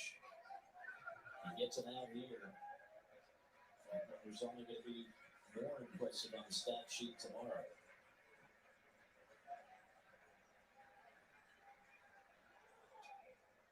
God, Wimmer's battling. Wimmer's battling. That's what makes Landon so special. I mean, the ability to work both sides of the plate. Fastball run in on right-handers, the four-seam running outside corner to right-handers, and the tight curveball that we've seen on display so much tonight that he can throw both for a strike and he can bury it in 2 strikes. Wimmer has fouled out 3 consecutive 2-strike pitches from Marceau.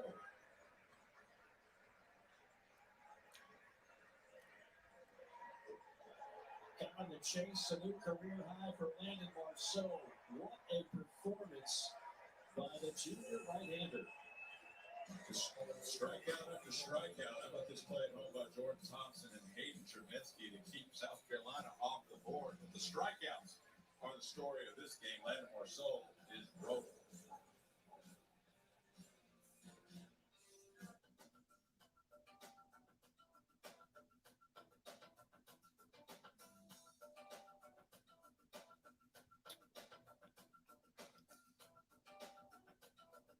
Well,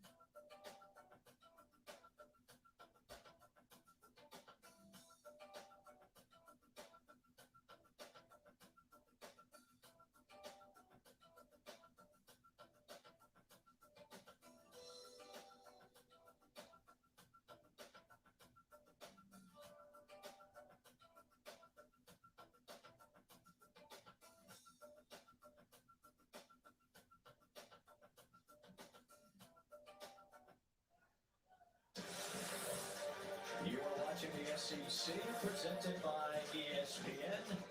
He is the All-American from LSU, Todd Walker. Mike Morgan here on a Thursday night. Good.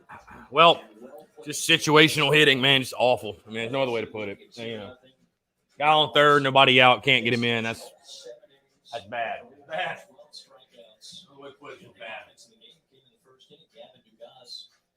Bad, man. Gotta be better. Thomas Barr had several chances tonight. 0 for 8 with runners in scoring position.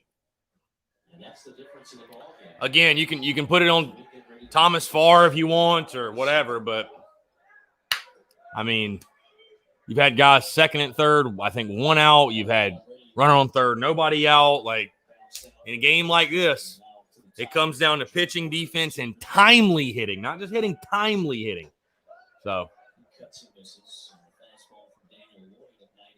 comes down to timely hitting. Guys just aren't doing their job. Well, the Rally Cheez-Its was a fun idea. Good little freshman Trey Morgan.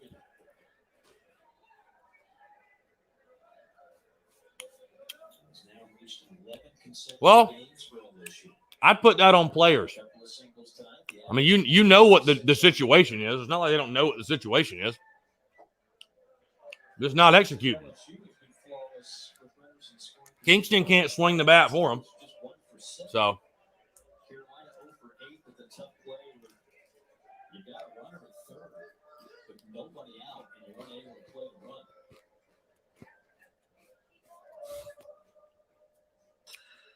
I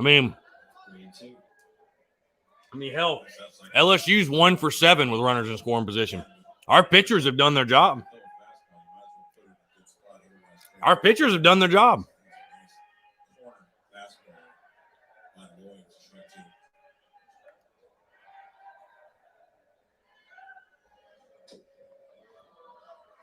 These two programs Got to figure it out offensively. over the years.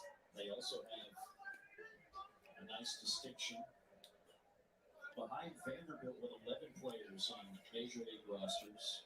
LSU is second with 8. Carolina is third with 7.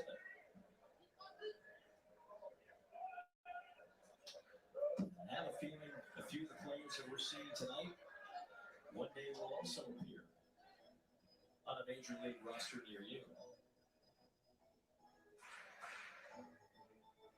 Now, they might not all be top 10 picks like Todd Walker, but they'll be drafted, and they'll have a chance to make it to the show. Well, it's a backlog, right? Because there were only 5 rounds last year. There's only 20 rounds in the major draft this year. So we're seeing a lot of guys got the COVID year back. They would have been drafted or were around last year as a back in college. A pitch at bat to Morgan culminates in a walk. You see the most players on opening day rosters. I shortchanged Vanderbilt. Let's give them 13, shall we?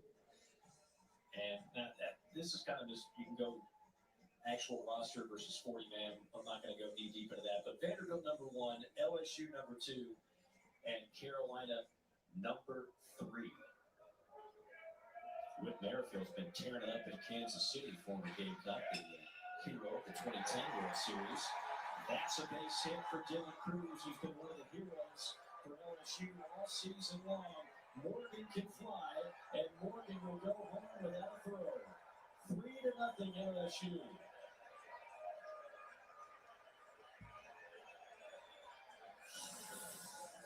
The greatest thing about Dylan Cruz is he's got an educated guess. When he knows a fastball's coming, he's not going to miss it early. Now it's a double down the line, pass along. Look at Trey Morgan run the bases. Round second and then third, just the inside part of the play. You keep rolling, and Trey Morgan, nobody's getting him. For the third run for LSU, Dylan Cruz, one of the best freshmen, certainly the best freshman, one of the best hitters in the conference, comes up big.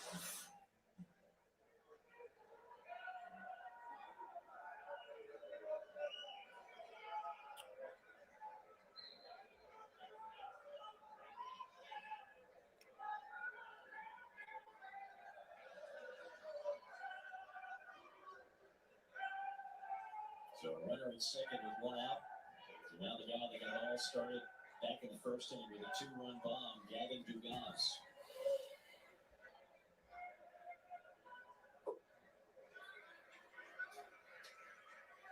We don't expect Landon Marceau to go back out in the 8th inning. But again, much like Carolina, LSU's got some really quality arms in that bullpen time.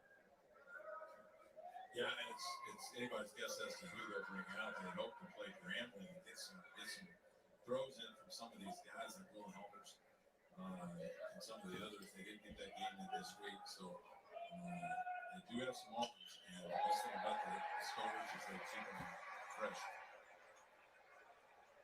Cruz made sure it got through before he took off for third, so he'll pull on the brakes there. Another hit for Dugas. We're at the corners now, 1 out here in the 7th as LSU.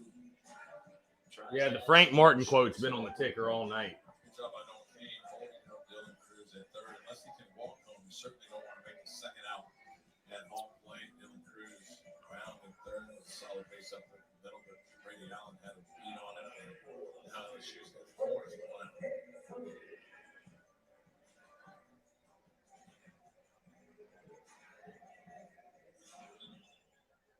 Whoops.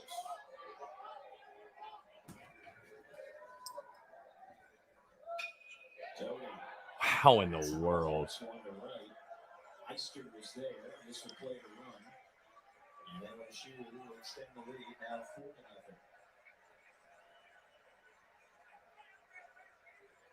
That was another thing I did, Mike. I went early in the count if I was facing a strikeout pitcher, and I went early in the count if I had to get a runner home from third with less than 2 outs. I didn't want to get in a 2-strike situation where I had to fight for my life. Nate Doty gets a fastball, he can handle, just pops it out to right field and gets the job. USC Gamecock fan, it's 4-0, you stupid fuck.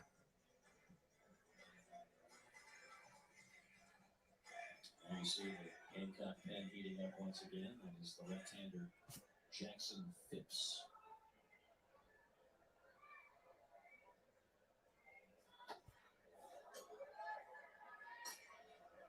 Best fastball of the night for Daniel Lloyd at 95. Past the bat of Jordan Thompson was over 2. But Thompson made one of the plays of the game defensively from his shortstop position. Saved 1, if not 2 runs. Carolina again has had opportunities. 0 for 8 with runners in scoring position. You know what you love about Jordan Thompson, too, is he kicked the ball in game 3 last weekend. Nah, bro, I'm fine. You're going to talk shit in the chat. I can't have some fun, too. I can't have some fun with it. This isn't the podcast, bro. We don't have to be G-rated here. So I keep the podcast pretty clean, but this is the live stream. It's it is what it is. We'll roll with it. This is the unfiltered TSUS unfiltered. USC Gamecock, man, just being, just spewing BS the last 20 minutes. So whatever. Hey, you can log off till women's basketball season if you want. I don't really give a damn. That don't really bother me. So whatever. Attaboy. Good pitch. Pretty good, man. I kind of like the first few innings have gone. 3 hours deep right now. I know you're just elated. I will say Donnie Walkoff is like one hell of a baseball name. Donnie Walkoff. Like, think about that. That is an awesome baseball name. Now batting Donnie Walkoff. Like, what a legend. Oh! Like, I literally might go make a guy on MLB The Show and name him Donnie Walkoff. Because you're facing this college at 21, 22 years old, and it's high-level stuff, man. I always thought when I left LSU, I was prepared for pro ball. It really is insane. The amount of pitching in the SEC that we see on a Thursday, Friday night, and for that matter, a lot of Saturdays. Breaking ball at the knees, Lloyd gets the call. Thompson is dismayed, but LSU overall quite happy, up by 4 runs.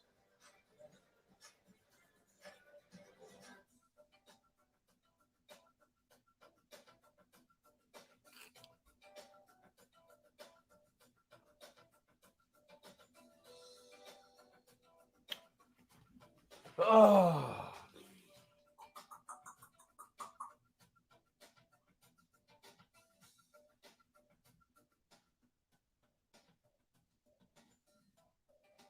All right. Let's see how much fight we got left. See how much fight we got left in us tonight.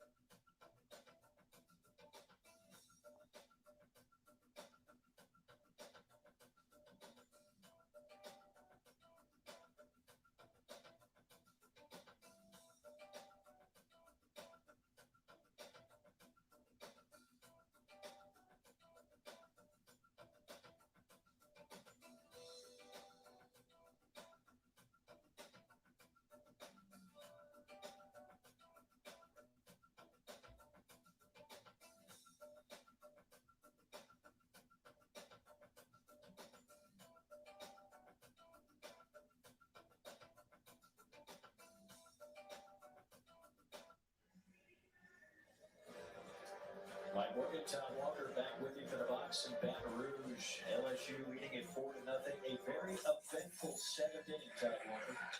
Well, they were so dodged the leadoff triple by David Mendel. Colin Burgess gets the strikeout. Brennan Malone hits the ball shortstop. Then tries to make it home. Trubinsky ain't having it. Collision at the plate for the second out, and then strikeout by Braden Wimmer, and Landon Marceau is fired up, and rightfully so. I mean, what an outing by that kid. Over 100 pitches, 12 strikeouts in 7 innings, only 1 walk, which is the stat I love the best on that line. And he is a warrior on the mound. He was dicing dudes up tonight. The career high in strikeouts. I look at his updated ERA is now 1.65. This guy's been pretty good too out of the bullpen. 17th appearance for Fontenot. He's been a workhorse at 287 earned run average. He'll be looking at the top of the order for Carolina with Allen, Khalil, and Seidler. Strike at the letters to Brady Allen, the center fielder, who's 1 for 3 tonight. What are we looking at for Mr. Fontenot? Well, he's got a lot of fastball up to 90. Well, Ritter, you got some attention on Twitter, that's for sure. Old Adam Ritter. He attacks the zone. The walk total's a little high, I think, for even him, but he's the guy they go to late in these games. Tum Tum from the Three Ninjas movies. I've never seen the Three Ninjas movies.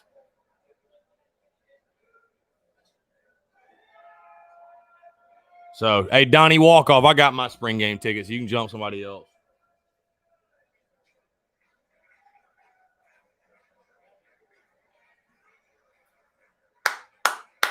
Little rally cap. That's not a good look. Here we go. Little rally cap. God. Top film. And we'll do it again. Brady Allen did reach on a single his last time up. That made it 11 straight games he's gotten on base. The hits have been limited. I mean, dude, like I said on Twitter, it's like, here's what I just don't get, y'all. Okay? We have lost the first game the last 2 weekends and come back and won the series. Like, are we really going to do it? The people I see on Twitter, are we going to do it every single weekend where it's like you have the Three Stooges that it basically is talking shit and like saying fire Kingston, we're terrible. And then those are the same people after we win the next 2 games that are either celebrating or they're not saying anything. Like, are we going to do it every single weekend? Like, just one weekend, let it play out. Just let it play out. Just one weekend. Because we've seen it the last 2 weekends. Like, let it play out. That's all I'm saying. It's just madness, bro. Like, just let it play out. Like, good. Nobody's happy we're losing, but let it play out. Jesus. I don't know. Maybe that's a crazy thing to ask. Some type of havoc on everybody, but when he tried to get back to Australia, they had a mandatory 2-week quarantine. He had to basically just live in a hotel. The TV didn't work. That's a problem right there. So he just had to sit by himself, go on his laptop, have no interaction with anybody. Stranded in a hotel room in Australia after a long, long flight from the States. Ty could have called you and played some Fortnite to pass the time by. How are you going to play Fortnite? TV doesn't. What's laptop work? Can't you do that virtually? I think you can. The TV doesn't work in my house. It's like the worst thing ever. Well, you're still using a rotary phone. I think these youngsters now, they can get it to work on their laptop. I don't know about that one, Blue. I think it's stuff, Don't know about that one. 2-2 right there. Not sure what Khalil was looking for. That's too good a pitch to take with 2 strikes. 2 up, 2 down for Fontenot. I'm picking up when Marceau left off the strikeout after strikeout. That fastball was middle end. It's run right down the inside part of the plate towards Khalil. Not able to pull the trigger. Second strikeout of the inning.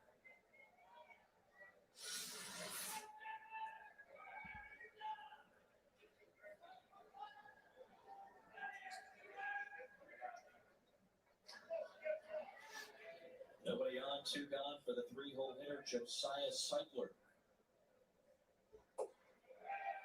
Fastball off the plate. You know, I've always thought, Mike, that as Brady Allen goes, as Wes Clark goes, that's how this offense works. They're 1 for 6 tonight. Wes Clark had a walk, and Brady Allen had a base hit. That's it. And they're powerful. They're strong. They're some good hitters. Brady Allen and Wes Clark had the 4-hole. But tonight, LSU's been able to hold those two down, and I think it carries over through the lineup. Well, I think to your point, for the Carolina offense to be what they want it to be, they need Wes Clark to heat up again in conference play. It can't all be Brady Allen. You got to have that 1-2 punch. I realize they're not back-to-back in the order, but still, when they were both going at the same time, and that could be scary for opposing pitchers. Yeah, that was that first 11 games we were talking about. They were 11-0. Wes Clark, when we had him sitting over 600 with 8 home runs early in the season. Brady Allen was raking as well. Again, I just think that, as they go, the whole lineup grows, and kind of looks at these. Colin Sanders, who said this team is going to Omaha? Who said that? Please point to who said that. We will wait. We will wait. Who said that? Because I didn't say that, but I'd love to know who did say it. Bro, like every out is like the biggest out in the history of LSU baseball. Like you see, LSU starting to heat up 3-9 in the conference. They're starting to feel it right now. How about these strikes by Font? 3 strikeouts in a row in the 8th. We go to the bottom of the 8th, and it's all LSU.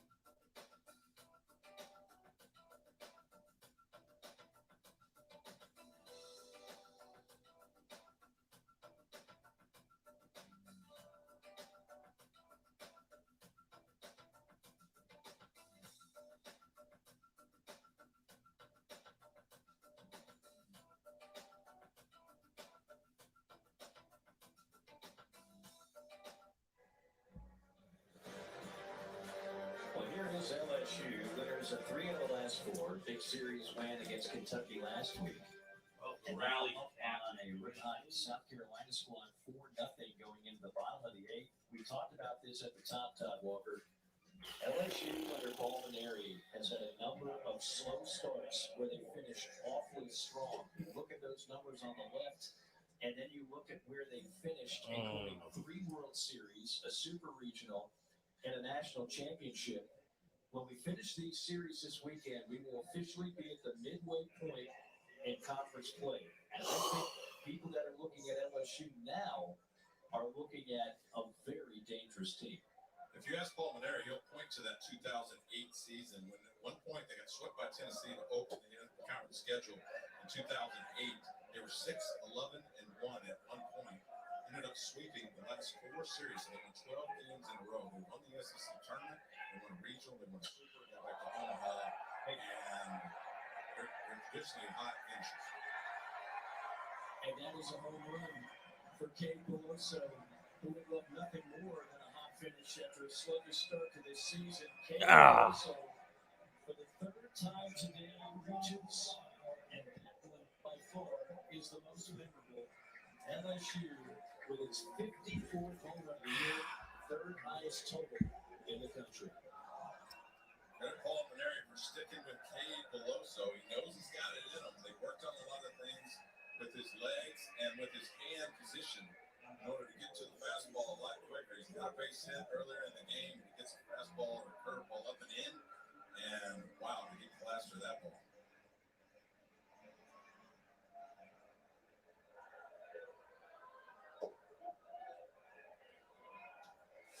ball coming off the new pitcher Phipps. Rude way to greet him. That was a fastball middle in. You saw Kate Beloso. Oh, man. Both with his lead shoulder and his hips. So he was waiting Not for our the night. fastball. Not our night. Again, you're not going to be able to hit a cutter away or any kind of off-speed away, but if he throws that ball middle in, Beloso's going to hammer that pitch, and he did. Not our night. Nice swing. Out of it. That is Jackson Phipps, the southpaw. Limited work this year, just 9 2/3 innings.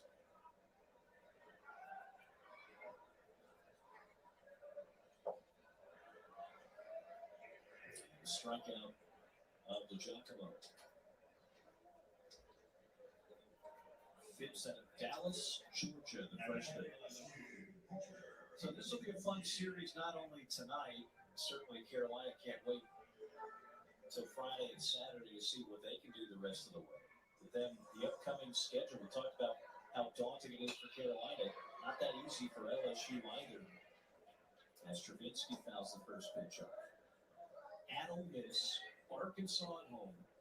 You could say there's a little bit of let up there toward the end. At Auburn, Alabama, and Texas A&M. But the next 2 games in this series, the next 6 games after that, I think are going to say a lot as to just how far back, in a good way that is, LSU really is. And how dangerous might they be for the rest of this 2021 campaign. Oh. No, he didn't get that up. Center field. Allen coming on.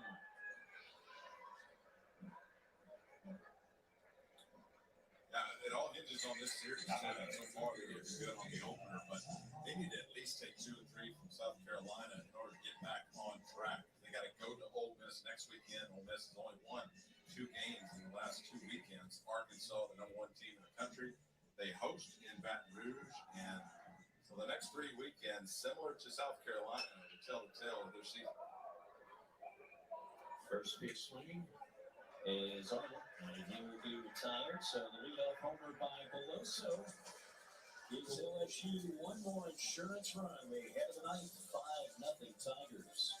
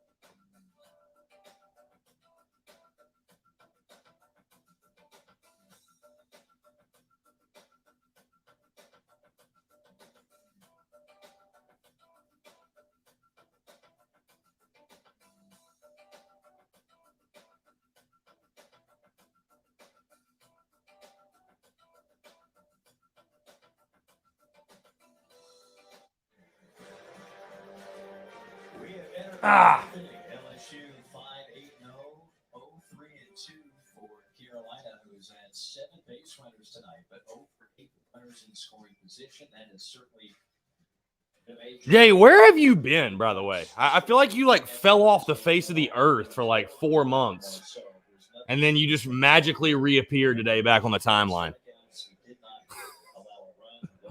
I feel like you vanished. You vanished for 4 months, and now you're back. I mean, I'm happy to have you. I'm very curious. It seemed like you fell off the face of the earth.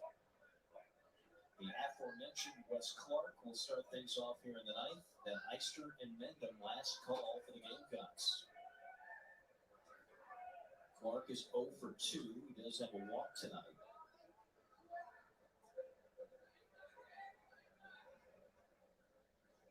batting right at 200 in league play.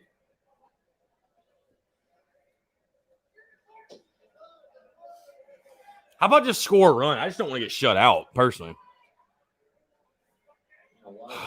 I just don't want to get shut out. Tonight showed that graphic of some of the great comebacks that LSU has had to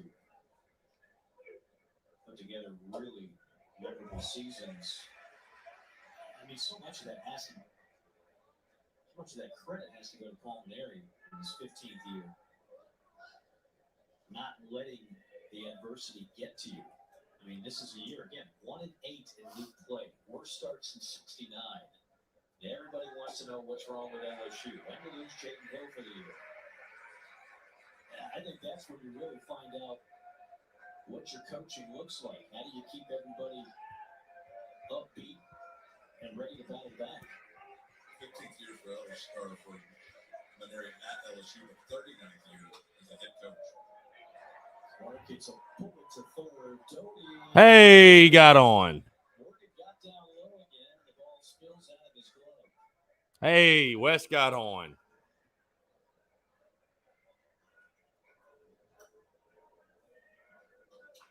Morgan tapping his chest saying, my bad. I don't know.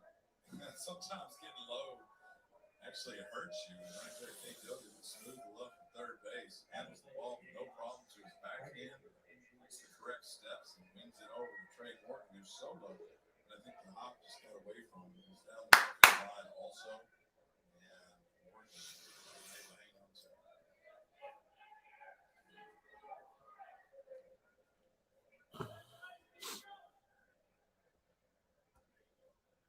Clark is aboard. Now Eister.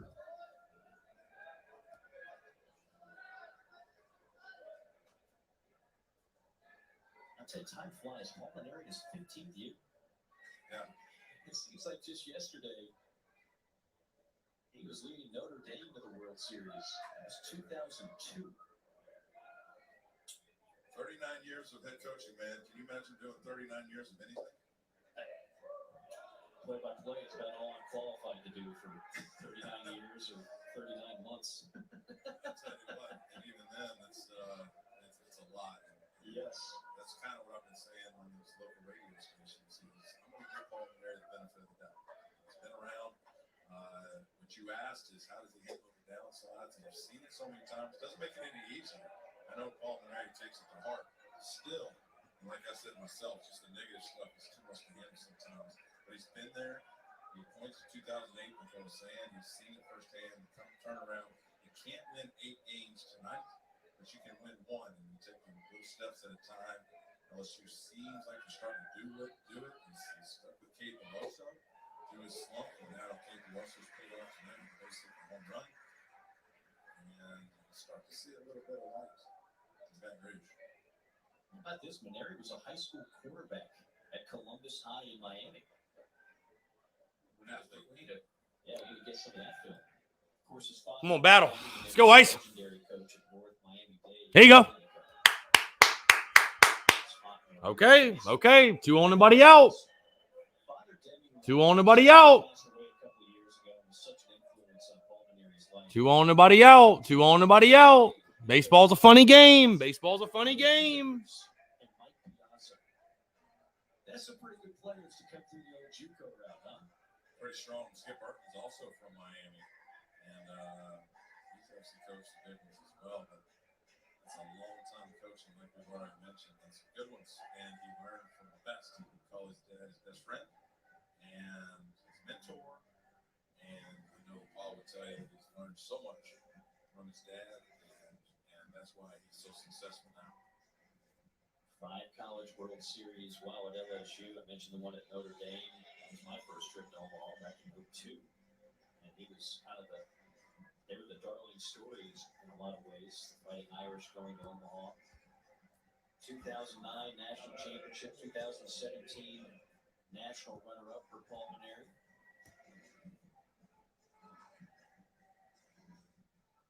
You know, when you're moving colleges like that into Omaha, the cold weather, that I clearly think are at a disadvantage because at the beginning of the year, you're just not able to get outside as much as the South teams.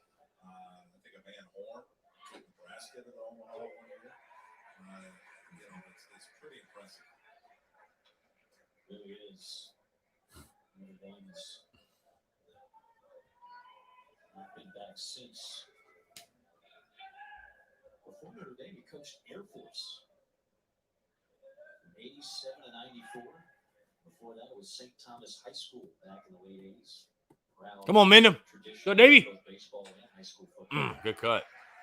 Michael Irvin, one of the prominent alums of St. Thomas. And it's never easy to follow a legend. Technically, stroke the ball, kind of bridge that gap, but Skip Bertman, I mean, that name and his resume is still awfully hard to live up to. Skip the ball was one of our coaches when I was there in the early 90s as an assistant to Skip Bertman. But Skip Bertman handpicked Long Jerry to come in here and run this program. 2009 national champions and numerous national seeds over the years, over his 15 years. Very consistently getting some talent. Nope. I think you can parallel to both clubs. And you're looking at two of the premier teams and the premier programs, especially over the last 10 years in the country. Bertman took LSU to a whole other level, and obviously Ray Sanders did the same in South Carolina. And with that comes greater expectations for all the coaches that follow in those footsteps. 1-2 count to the Carolina first baseman, David Mendham. Clark leading off at second.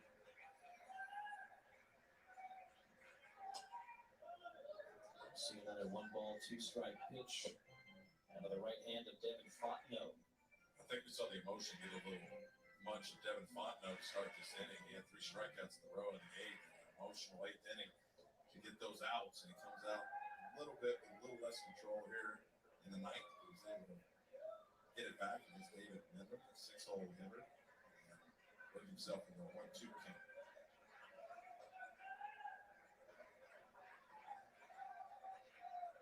Go, Davey.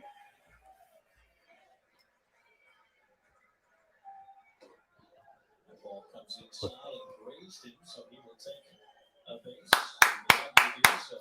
Here we go. Right now for Carolina, and all of a sudden, you got 3 of them. Yeah, and I've always said with this deficit late in the game, you're not going to hit your way out of this. The only way you come back is walks and errors. A walk to Eister and now a walk to Mendham. Devin Fontenot, who looked unhittable in the end, now looks like he's vulnerable. For what it's worth, the West Clark play, they did charge Doty with an error. So bases loaded, nobody out. A grand opportunity for Carolina in the 9th. That'll be Colin Burgess, 1 for 3.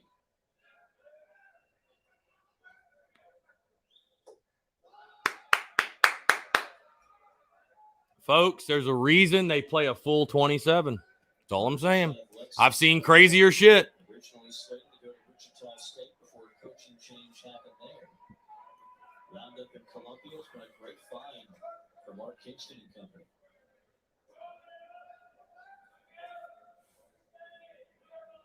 Patience at the plate, babe. Patience at the plate. I think he gave him the tape. That's the one he should have been on. You got a 1-0 count. Fastball's coming. And Fontenot has to throw a strike with the bases loaded. Nowhere to put him. He certainly doesn't want to get behind in the count. Burgess takes it for strike.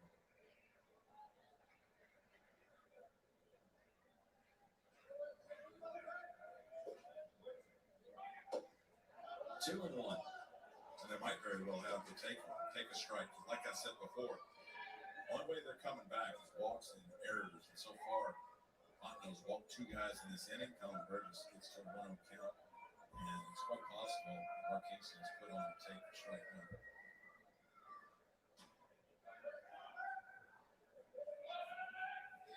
Nope, that's out.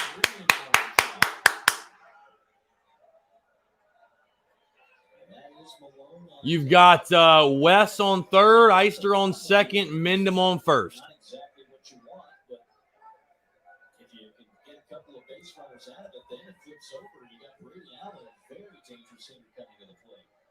Yeah, I think Devin Fontenot again is just feeding up the motion. He's a little worn out already from the last innings. Had 11 walks, 15 innings coming into this game. So he's been a little erratic this year. Ground ball to third. Steps on the back for one. Throw by Well, that'll kill it. double play. Now Clark scores. Gamecocks scratch, but Fontenot and LSU will gladly trade the one run for a twin killing. That was a huge play for Fontenot just to deliver a pitch when everybody knows the fastball's coming. Burgess hits it on the ground to Doty, and Doty under control, steps on the bag. And you're right, they'll gladly trade the run for 2 outs. The last hope for Carolina is in the form of the third baseman, Brennan Malone. He's 0 for 3.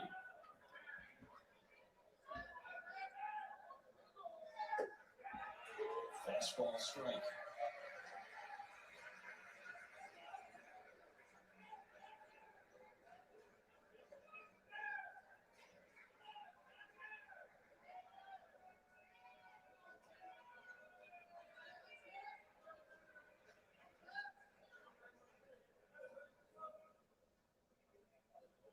Mendon leads at second. 0-1 pitch. And now the Gamecocks are down to their final strike. That is a telltale number. 0 for 9, runners in scoring position. Runners in scoring position are the Gamecocks tonight. It's just hard to beat a quality team and a quality performance by Landon Marceau with that stat line. On LSU needed this. They were swept here in Baton Rouge for this Mississippi State and over the weekend. They were swept by Vanderbilt in Baton Rouge. So get on the game column here at home is huge for this team. 0-2, he got him. Only fitting that the game would end in another LSU strikeout. It started with Landon Marceau, a career-high dozen. 7 shutout innings for him, and then Fontenot gets the final 6 outs. And LSU wins the first game of the series by a final score of 5-1. Tom Walker, some thoughts. All right, well. Well, it's huge. Now they're 4-8 or 4-9 in conference. LSU, Paul Mary's been preaching all positive. This is one way to look at it. When you start getting wins, they dropped the 3rd game in Kentucky after winning the first 2, and now they pick up. Well, we've been here, done that, haven't we? I mean, we've been here before and done it the last 2 weekends, so got to do it again. Strikeouts help. That's 16 strikeouts for the LSU pitching staff, and they needed that one big. LSU improves to 4-9 in SEC play. We'll take a timeout. Come back with more from Alex Fox Stadium in Baton Rouge.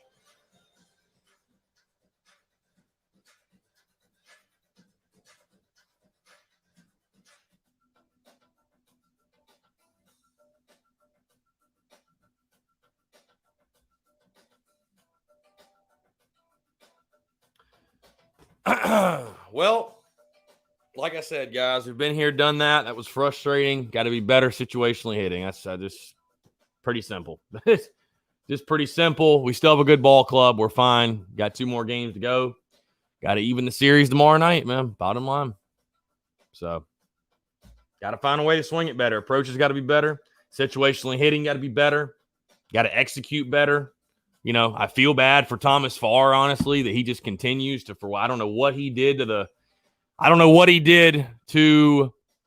the baseball gods, that they just, I don't know what it is. I don't know who pissed off, but he can't get run support to save his life. You know, so guys, 16 strikeouts and 0 for 10 with runners in scoring position. That's just not going to get it done in this league, man, especially on a game 1 against a guy like Landon Marceau at LSU. So this team will battle, though. This team will fight. This team will be resilient. They'll come out ready to play tomorrow night, 8 o'clock first pitch. You got Brandon Jordan going. He's been great for you. Again, he's been in this position the last, 3 weeks. So, like I said, you've been here, you've done that, and just hope and pray you can do it again this weekend. So you can still win a series, but I just hate you keep putting yourself behind the freaking 8 ball. So, all right, guys, going to go ahead and wrap it up. Podcast will drop tomorrow. Like I said, we'll do this tomorrow night as well. We'll go live 7:45, first pitch at 8 o'clock, and then Saturday, of course, first pitch at 3. We'll go live at 2:45. But again, we'll have a podcast tomorrow. We'll have the Daily Crow tomorrow too at noon to 1. We'll have the Daily Crow. So appreciate y'all tuning in. Love you, Ritter. Take care, Ritter. It's all good. We're all frustrated tonight, but the sun will shine tomorrow. And the beautiful thing about baseball is you wake up and get another chance tomorrow. So I expect this team to rebound the right way. So all right, guys, y'all take care. We'll talk to you tomorrow. Thanks so much.